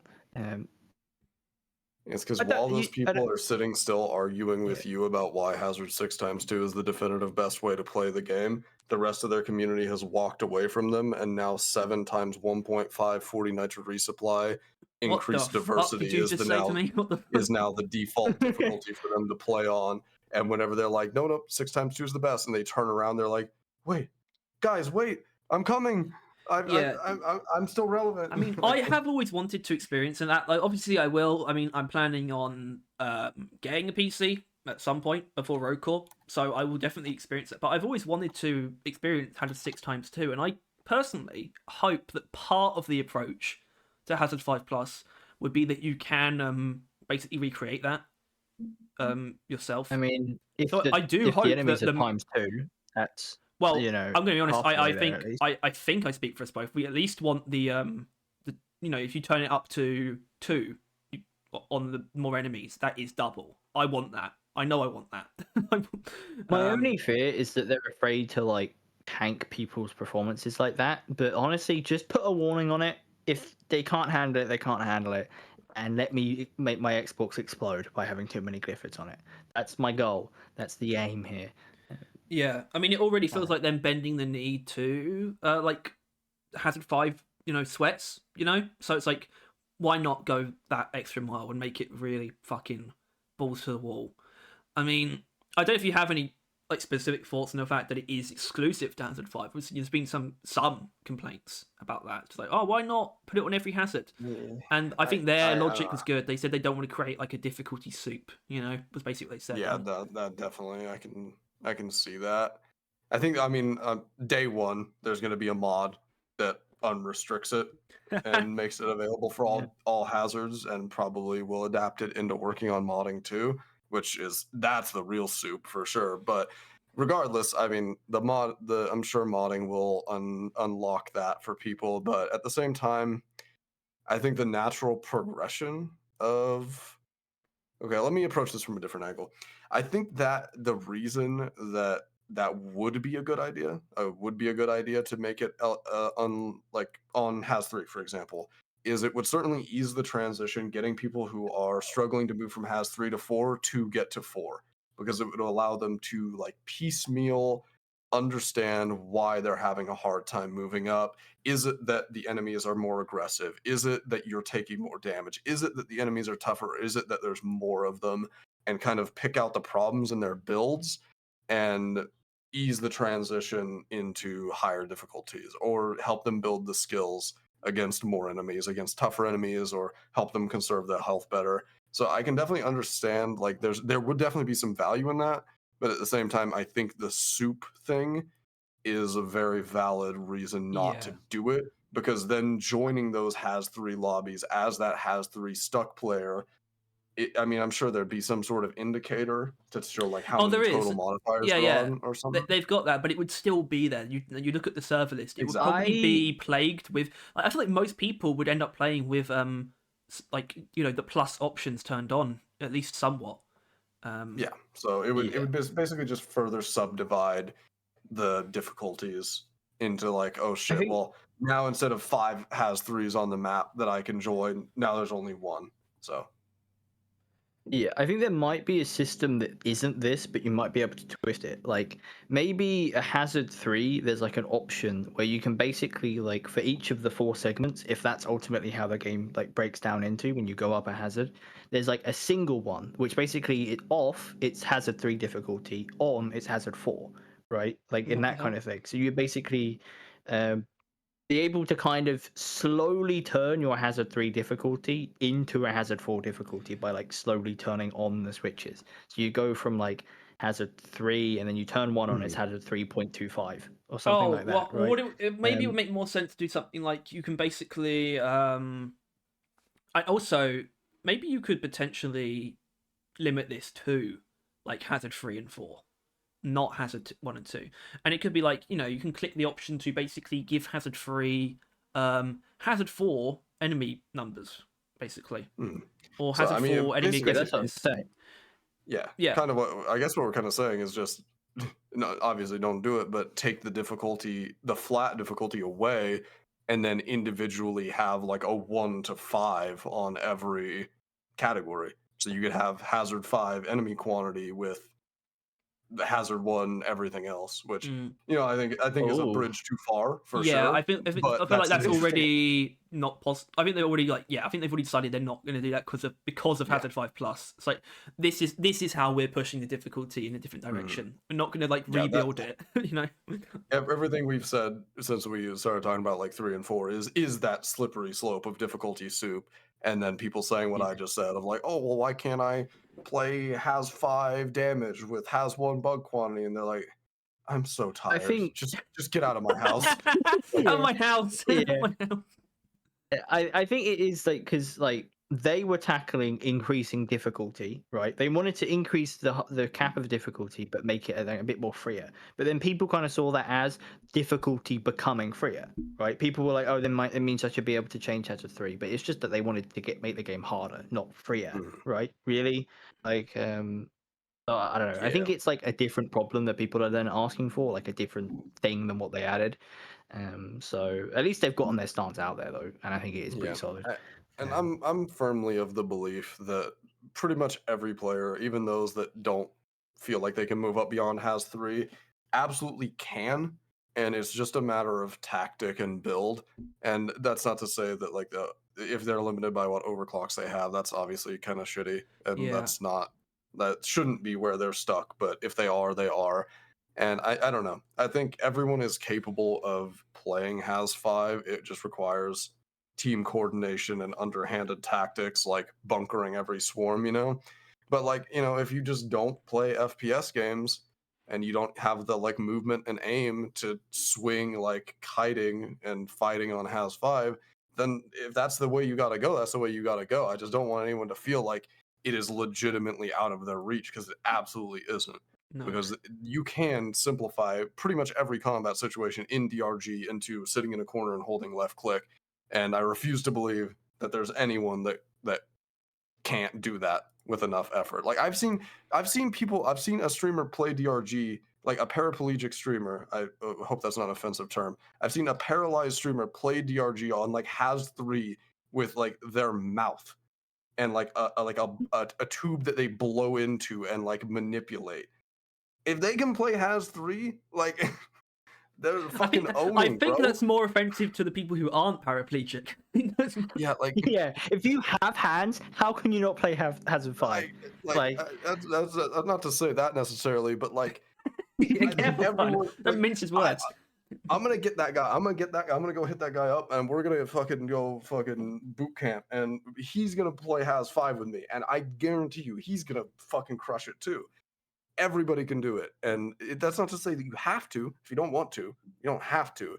But if anyone's complaining that Has 5 is like unachievable for them, you're selling yourself short, because you can do it. It's just a matter of using some boring tactics like bunkering every swarm, or using like a really sweaty build like Neuro and Hellfire Coil Gun, or whatever floats your boat precisely. But there are, like, in a 4-man, if you get a coordinated 4-man team of like people who are stuck in Has 3 and you put the builds together right, I guarantee you can get through Has 5.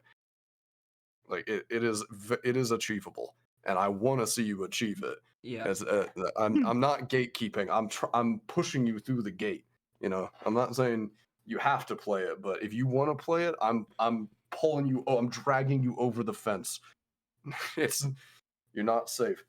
Yeah, I mean, we want you don't to think... be able to play Hazard 5 Plus. Yeah, Come on, join us. Come on. Exactly. Well, that's why I really hope they Fine. don't change anything. I personally don't think they will. I think they're pretty dead set on this. I think they've got their principles set out, and they're not gonna stray from the fact that they keep limiting this to Hazard 5. But they bent the knee on things before. That's the thing, and they're bending the knee by adding this. They're bending the knee to people who want more high difficulty. So there's a chance they could change things up and add it to other difficulties, but I don't think they will, and I really don't want them to, because I think, like I said earlier, I think it could encourage people to push themselves so they can engage with that system. And that's what I really hope happens. So just stick with the guns, go ship, because...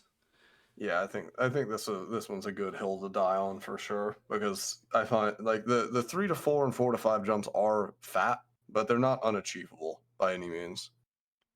Like, I mean, worst case scenario, you play pubs until you find someone who can carry you through it. You know, like if you really want to beat a Has 5 that bad, it's not out of reach by any means, and people like me will happily teach you to the point that you can be taught, and help you with builds to the point that you're willing to be helped, and if nothing else, carry you through some missions. Like, learning happens organically, and there's pretty much, I don't think there's really anybody who will not be able to swing it with just enough stick-to-itiveness, you know?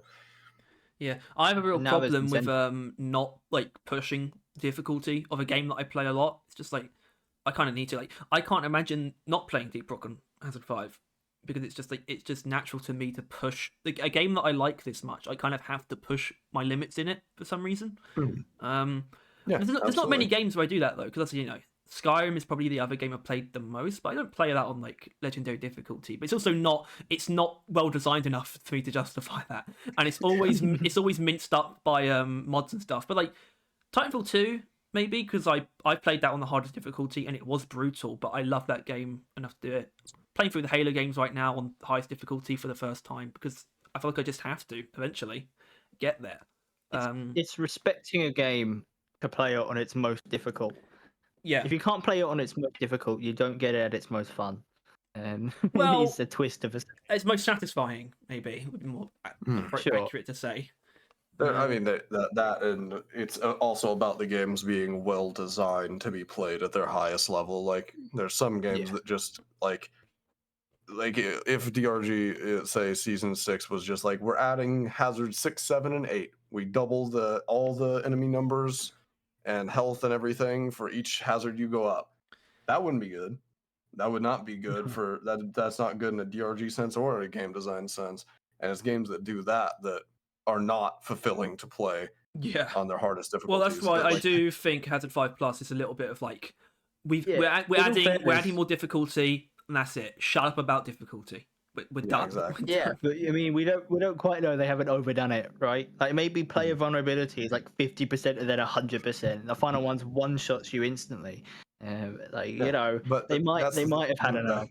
They've got the cop out though, which is that there is no right approach to Hazard 5 Plus. Whether it's one Yeah. tick of more enemies or everything cranked all the way to the right. I mean, ultimately, at the end of the day, the only fundamental like correct answer to that is going to be determined by players, so it can always be refuted by players. So Yeah, I think that A it's a pretty Hazard 5 beautiful Plus- approach to it. like 2 Hazard 5 Plus players could be playing on completely different difficulties. Like Yeah. one guy is just has like a bunch of enemies, the other guy is like all of it maxed up to the top. I know for a fact I'm never turning on player vulnerability. Fuck that noise. I do not Oh, want to yeah, I die mean, quicker. I will, Yeah. but it's not going to be popular. I'm definitely going to be interested in toughness. I mean, what I'm interested in doing is bumping up, basically putting the dreadnoughts on steroids, right? So making them as aggressive and as tough as possible. Which doesn't mean I need to make myself more vulnerable, but it could, because that will make them do more damage. But still, I basically want to give the dreadnoughts roids and see if I can Make handle it it. the hardest boss fight you can. Yeah. Not the caretaker though. Fuck the caretaker. Maybe this will be the issue that I can finally bond with the modded players over, and that I'm going to be too much of a baby to give the enemies more health as well, and we'll finally be able to dap each other up and ride off into the sunset. But we'll see. Damn me up. Keep the breakpoints where they are. I'm at my break point. You got Something two else years. that really surprised me though, it was really pleasant but small surprise, was when they were talking about the reactivating seasons, and they mentioned just they're adding a bunch of unseasoned cosmetics to the other Yeah, I loot keep pools. forgetting about that. Yeah, I don't, because to me, I mean, me and Tyler, I don't know if we represent a weird facet of like long-term players who care quite a lot about customization. So, and also The just only true unlocking stuff and progression. finding stuff in the caves, right? So that was like a really nice thing, especially because we're going to get new overclocks and new cosmetic matrix scores, which means for the first time in like 3 years, I'm going to see, when I put a blank core in a machine event, I'm going to see, cosmetics and weapon overclocks available to me. And it's going to be weird because I haven't seen that in years. I don't know if you I don't know if you give a shit about that, or the cosmetics, like new cosmetics outside the pass. If that any interest there. I know. No, we I definitely mean, have it. I'm excited to finally have a reason to touch crates and lost packs again, Yeah. other than minerals. Like that's very exciting, and especially since it's kind of like, I mean, I personally am happy to see it, and I'm not really conflicted about it. But it is kind of funny to see like all the seasonal bloat get pulled and then put more stuff into it at the same time. Like I know it's nowhere near equivalent numbers, but It's I just not. hope there's no one that's like, what the fuck? Yeah, the only thing that's really That unclear doesn't is look same. the only thing that's still unclear to me is if this entails another new framework. I don't think it does, because I can't imagine they would be able to keep that under wraps. But cargo crates, the only things that cargo crates have in them is victory moves and weapon frameworks. Which means if they haven't added a new framework, the only stuff they're adding to the cargo crates would But the be dance is- victory moves. So it makes me Blocking. wonder. I do wonder about it. If they're somehow hiding the fact they're adding another framework, and I'm not counting on it, because if I did, I'd get Harry, easily disappointed. Is it But hiding if they say they're going to be adding to all the stuff they took out of, and that would include a framework? Is that yeah, but they hiding? didn't say they were adding every type of cosmetic.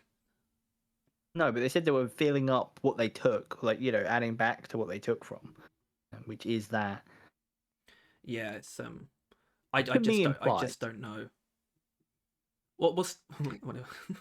Yeah, it could definitely go either way. That's interesting to think about. I mean, maybe that's going to be the teaser this week. Maybe they're going to show the new framework. Well, the thing about that is the experimental branch might start this week. Oh, that's true. Yeah. It might do. That's why we got in here this early. 'Cause Exactly. You're going to be playing it way before we are. Yeah, exactly. Has it been only a week before? Like, they're usually 2 weeks, the experimental branch, right?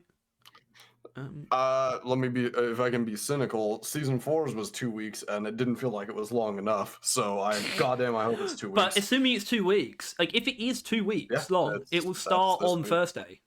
Let's hope. I mean, I'm excited. Yeah, I mean, I hope it does because I'm going on holiday soon, and I want to be able to cover the patch notes before I go on holiday. Oh yeah.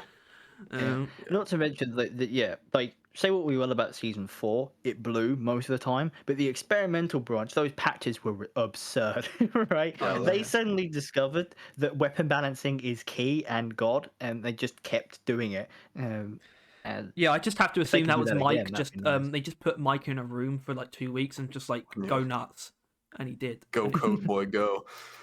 And then all of a sudden, Double Barrel became one of the strongest overclocks. That was so weird. Yeah, I always forget about that. Even on like a fundamental level, the Double Barrel and Rocket Barrage are great examples of Double Barrel less so, but Rocket Barrage is not very good. It's not. I don't think many people swear up and down as it being meta. But goddamn, if it isn't more interesting and compelling than manual guidance cutoff.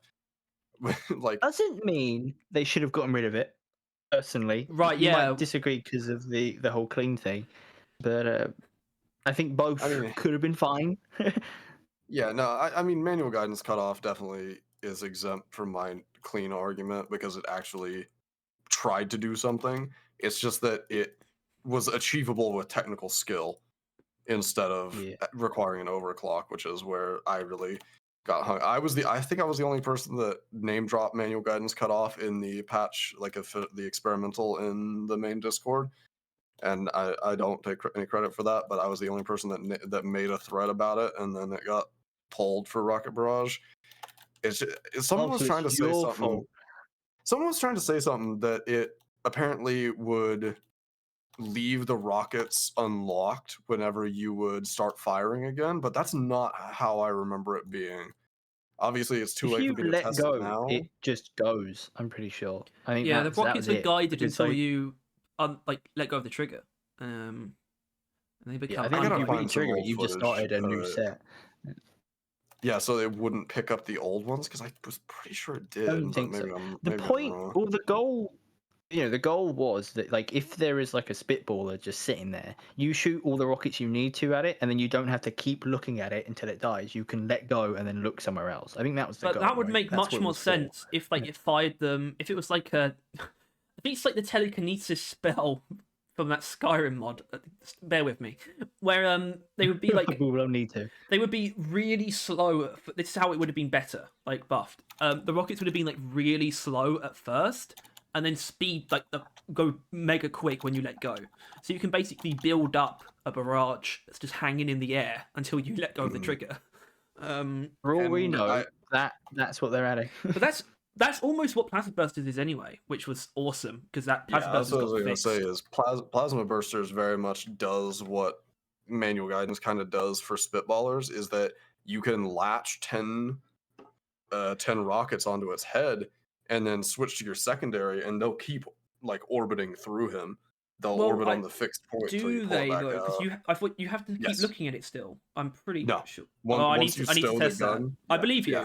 My experience has told me otherwise. I have to try it out. That sounds like a bit of technical wizardry. Yeah, if you get a floating point in the PC air exclusive.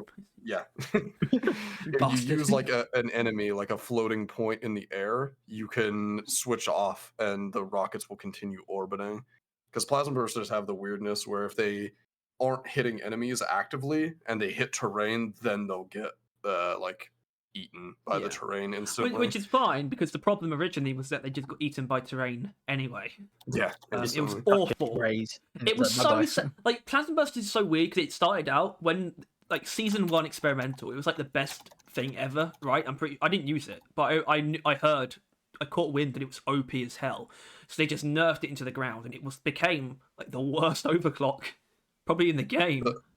Plasma Bursters, no, they were always pretty good, I think. It was just... Except against things on the ground.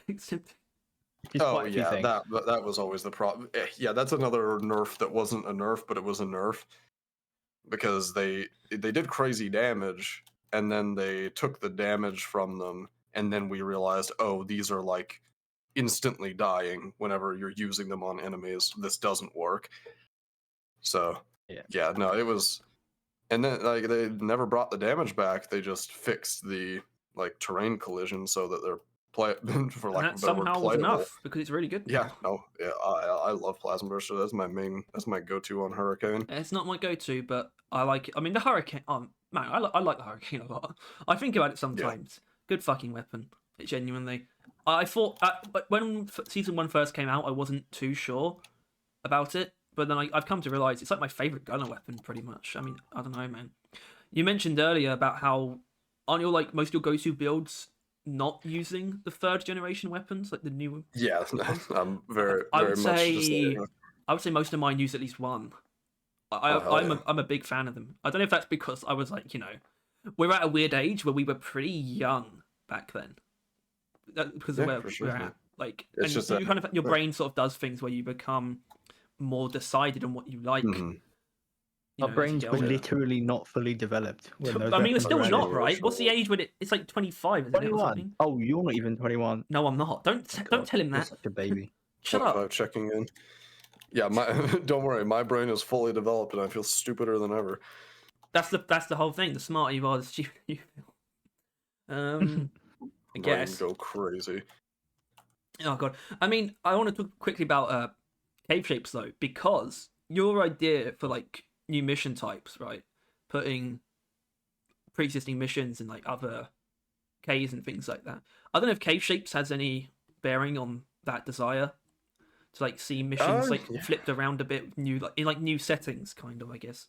Yeah, no, definitely. Like I think that's, I mean, going back to the like set static build and like TV static missions is that's really where like all of the game enjoyment. Like I've got my builds and I love how they work, but at the same time, like I'm not really learning too much about the builds that I play day to day anymore. It's just that I like the way they interact with the missions I play. So really the missions and the cave shapes and the mission types are where pretty much everything is for me these days. So it's very much I don't even know what to say. Like I don't want to like put too much emphasis on the cave shapes because I would like to see a million more like a million more if I could, but at the same time like I hope that 20 is impactful. Yeah, I mean, we had one viewer who we like, but I mean, we like all our viewers. But I mean, the point is, it's not like someone we don't know. Okay. But they had a take that they really didn't like the idea of new cave shapes because they like being very used to the ones that already exist. So they were almost like, I mean, yeah. they almost saw it as a negative, which we can't. I think, Tyler, I mean, I'm with Axis on this. I would love like hundreds. you know? Yeah. I'm very think- petty in that way, and that I definitely like being able to walk into a cave and be like, okay, I know the shape of this room. But at the same time, for the overall health of the game and me not burning out, I think the cave shapes are very valuable. Hell yeah. Yeah. I think before they just add 100 cave shapes, probably throw in a couple biomes because that basically just rejuvenates all those cave shapes, right? It's like the same cave shapes, but then a new twist on them. So that is where biomes would be nice and handy. Cave shape, but evil. Yeah, But definitely. like I flesh pit. some strange third thing. The Hallow from Terraria. biome. Oh, I mean, bro. the Hive. I think Azrael. the Hive is one of our best ideas. I think really. We want to be. We want those bees that they have for some reason in some biomes. All ass biome. For I the love bees. Yeah, the fucking buzz.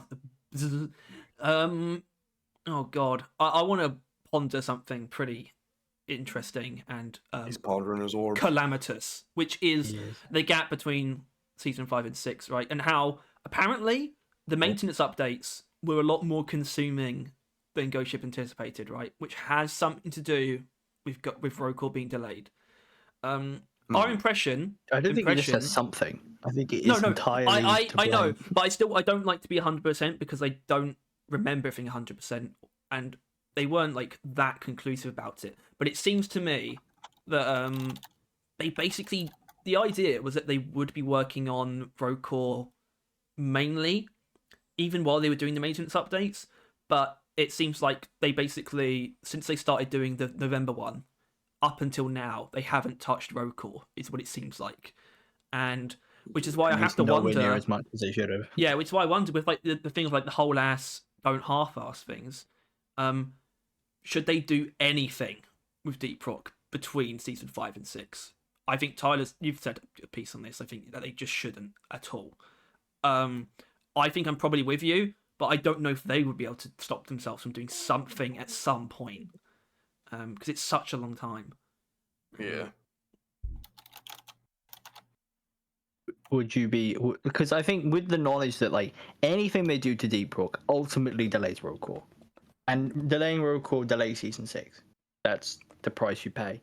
And there's also the fact that So it's small like- updates would just go completely under the radar at this point as well.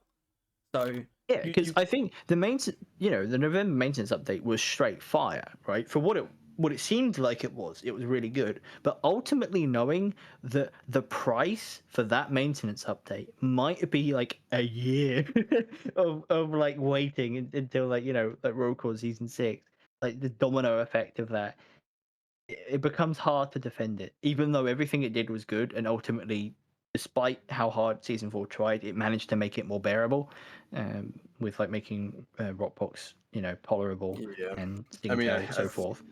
I think it's kind of like a circular issue, is that if season 4 hadn't have been so problematic, then the maintenance update wouldn't have been so sorely needed.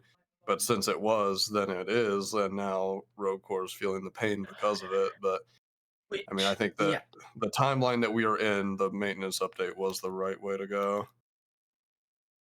Right. But do you think we should get another one?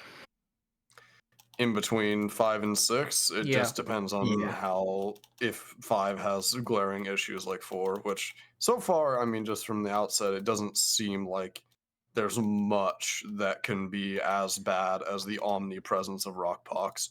No. So just from that, I would say, just from assumptions, I'm going to say no. There doesn't need to be a maintenance update. It would be very nice, but if it's going to come at that kind of cost, then no, absolutely not. Yeah. The only thing that I would love to ask again go on. once it comes out. Oh, right.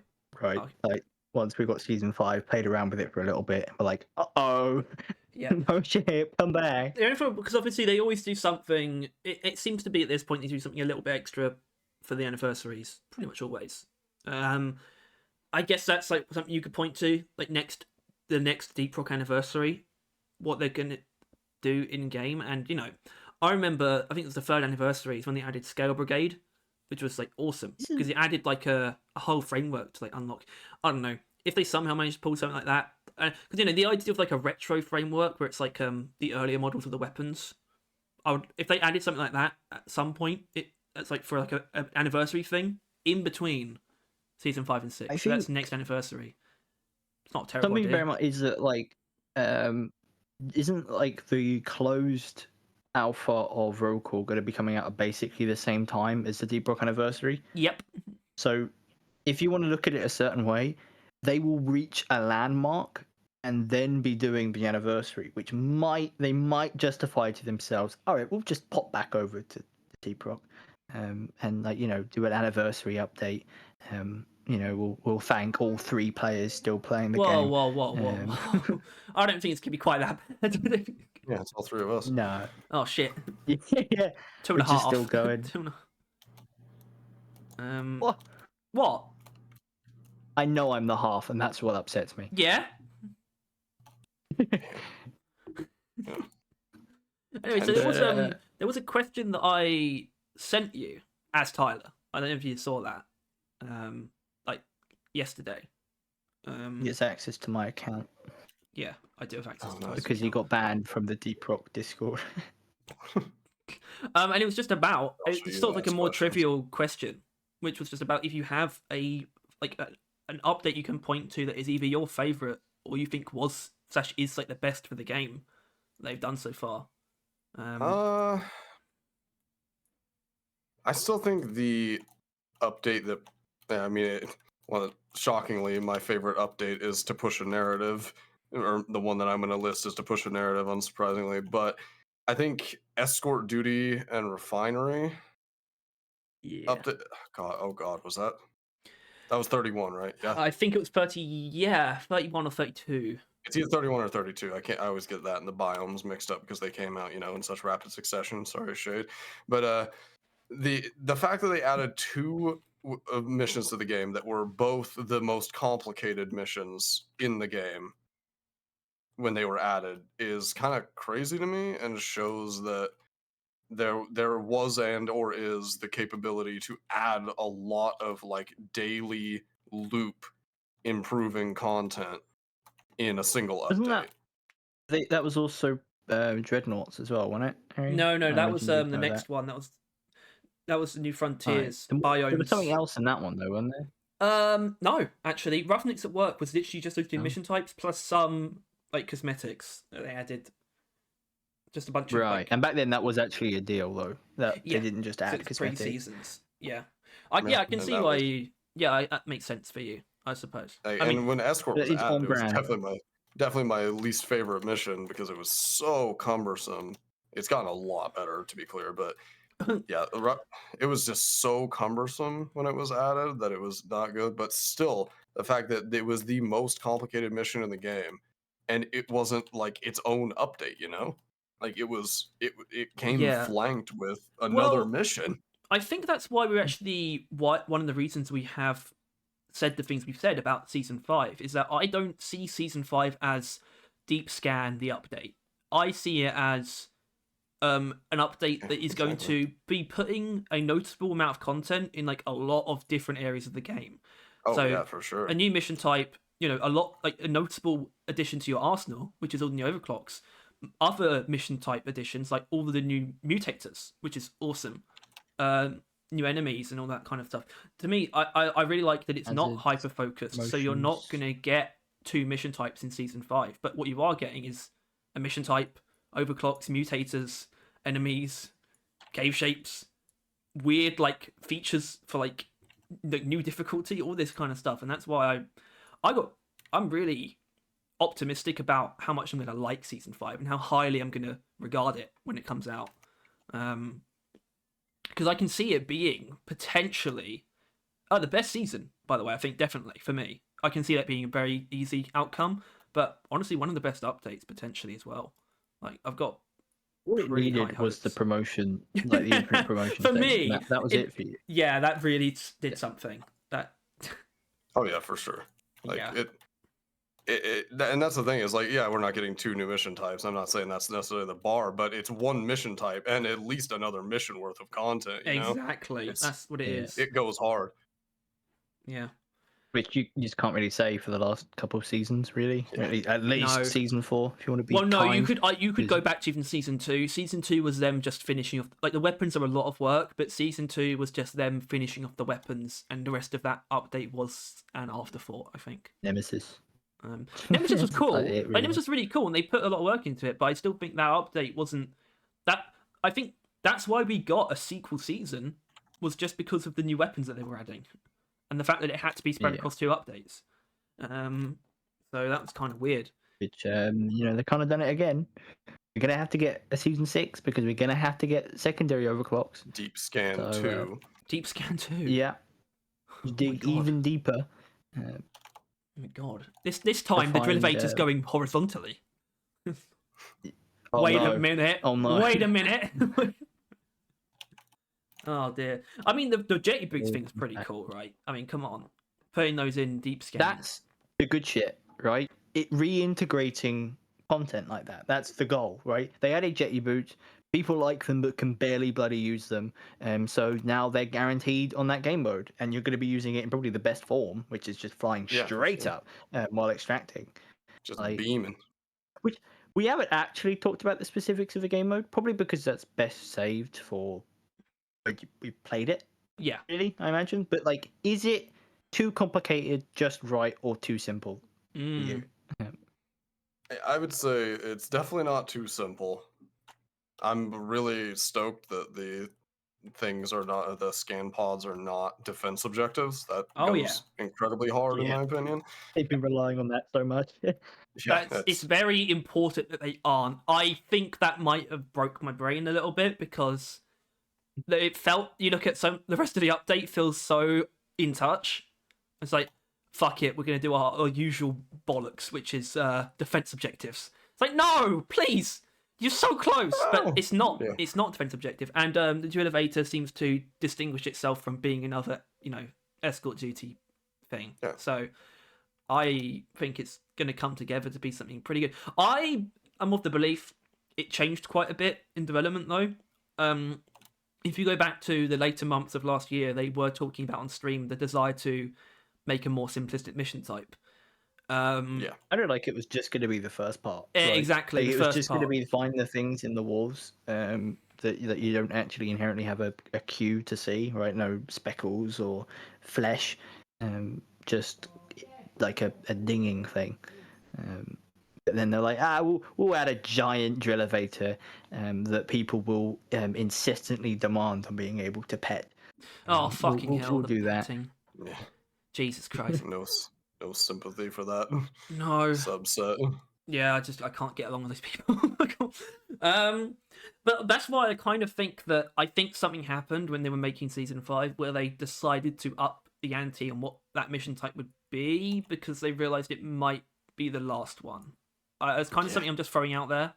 I'm not saying that's true, but there's a feeling that I have. It's like, this might be the last mission type we had. Maybe we should give it some more juice. I'm glad it's not 3 versions of Morkite 2, since it's the last thing we're going to get for a while, but I'm very glad it's not sabotage plus 10 minutes or like launch level escort in length. Hopefully I don't eat those words that the drill elevator doesn't take 20 minutes to get to the bottom. Well, but I think that part, I think that part, because that part's going to be relatively fixed amount of time, but I think it's not going to be too long. I think they've said something. What? What do you mean? I said it's probably not going to be too long. Like it's going to be like. Yeah, but you said it's fixed, which isn't great. No. I think fixed time in the game is But the first half of the mission is not fixed, and that's why that could end up be easily taking longer than the drill elevator part for people. Yeah, I think that I love the idea of like things like that players will learn and get better at, like reading the proximity tracker thing is going to be a really interesting skill, and seeing people get better at that's going to be cool. People will be able to like get exactly where it is by like 2 dings, right? From like where they're distance from like the first one and the second one, like, oh, it's over there, and you could be looking at them like, what kind of magic witchcraft did you just pull there to like do that quickly? Exactly.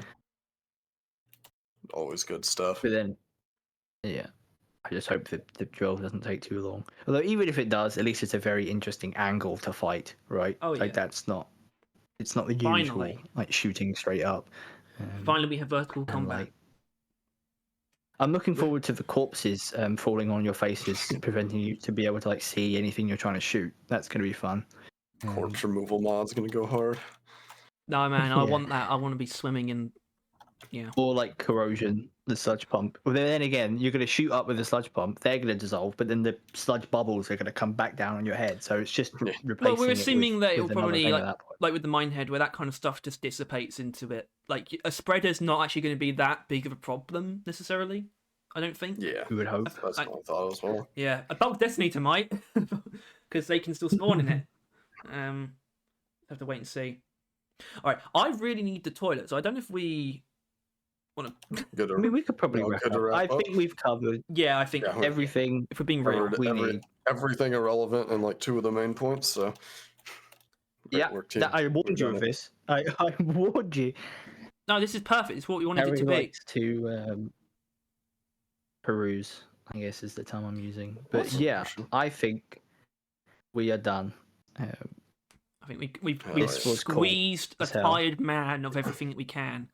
Yeah, we woke him up at stupid o'clock in the morning, drained him of all his deep rock takes, and we'll now set him on his way. We'll have to actually play the games one of these days. Say the same to Tyler. I mean, you might as well just wait for the thingy to come out at this point, right? Exactly. Which is why I guess Any final thoughts you would like to share with our friends? Season 5 is gonna be good. I'm Oh, yeah. putting all my eggs in the basket. It's over. It's gonna be good. Which is something you shouldn't normally do, but the truth is, it's more rational and more sensible to just think about season 5 than thinking about after season 5. Yeah, Season 5's coming soon. It's probably gonna be really good. Think about that. Don't think about Roadcore. Don't think about season 6. Think about what's right in front of you. Think about the wait. DRG is gonna get a million billion updates and everything's gonna be okay forever. Oh my god. Yep. Anyway, so I think denial is fun.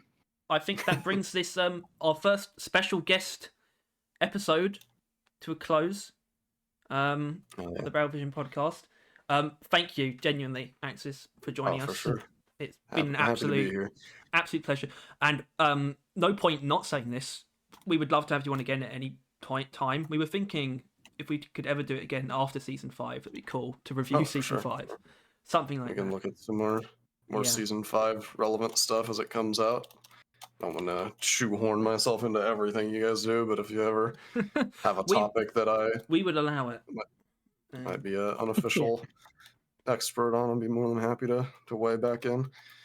That's awesome. Well, well, thank you once again. Thanks for taking the time, and thank you to our all of you for watching. If you enjoyed this, please make sure to like and subscribe and all that jazz. And if you want to stay on top of everything, you click the bell as well. And of course, thank you to our member, Box Fox Scoot. I like how we can say that. I like that we can say member. He definitely didn't become a member because I drew a glyphid with a fat ass on a stream. That is definitely not why he became a member. It's made technically made Tyler a professional NSFW artist. I'm not happy. Taking commissions. Yeah. Oh dear. $2 commission. Anyway, you are now free to leave. The shackles are gone. Yippee! Yeah. You could go play Sea of Thieves all month and year. Yeah, I'm gonna have to peel myself away from my Sea of Thieves guild to come play Deep Rock in a couple weeks. Yeah. Okay. All right. Harry, have you actually ended? Appreciate you hanging out. No, thank you. No. Bye. Bye. Talk soon.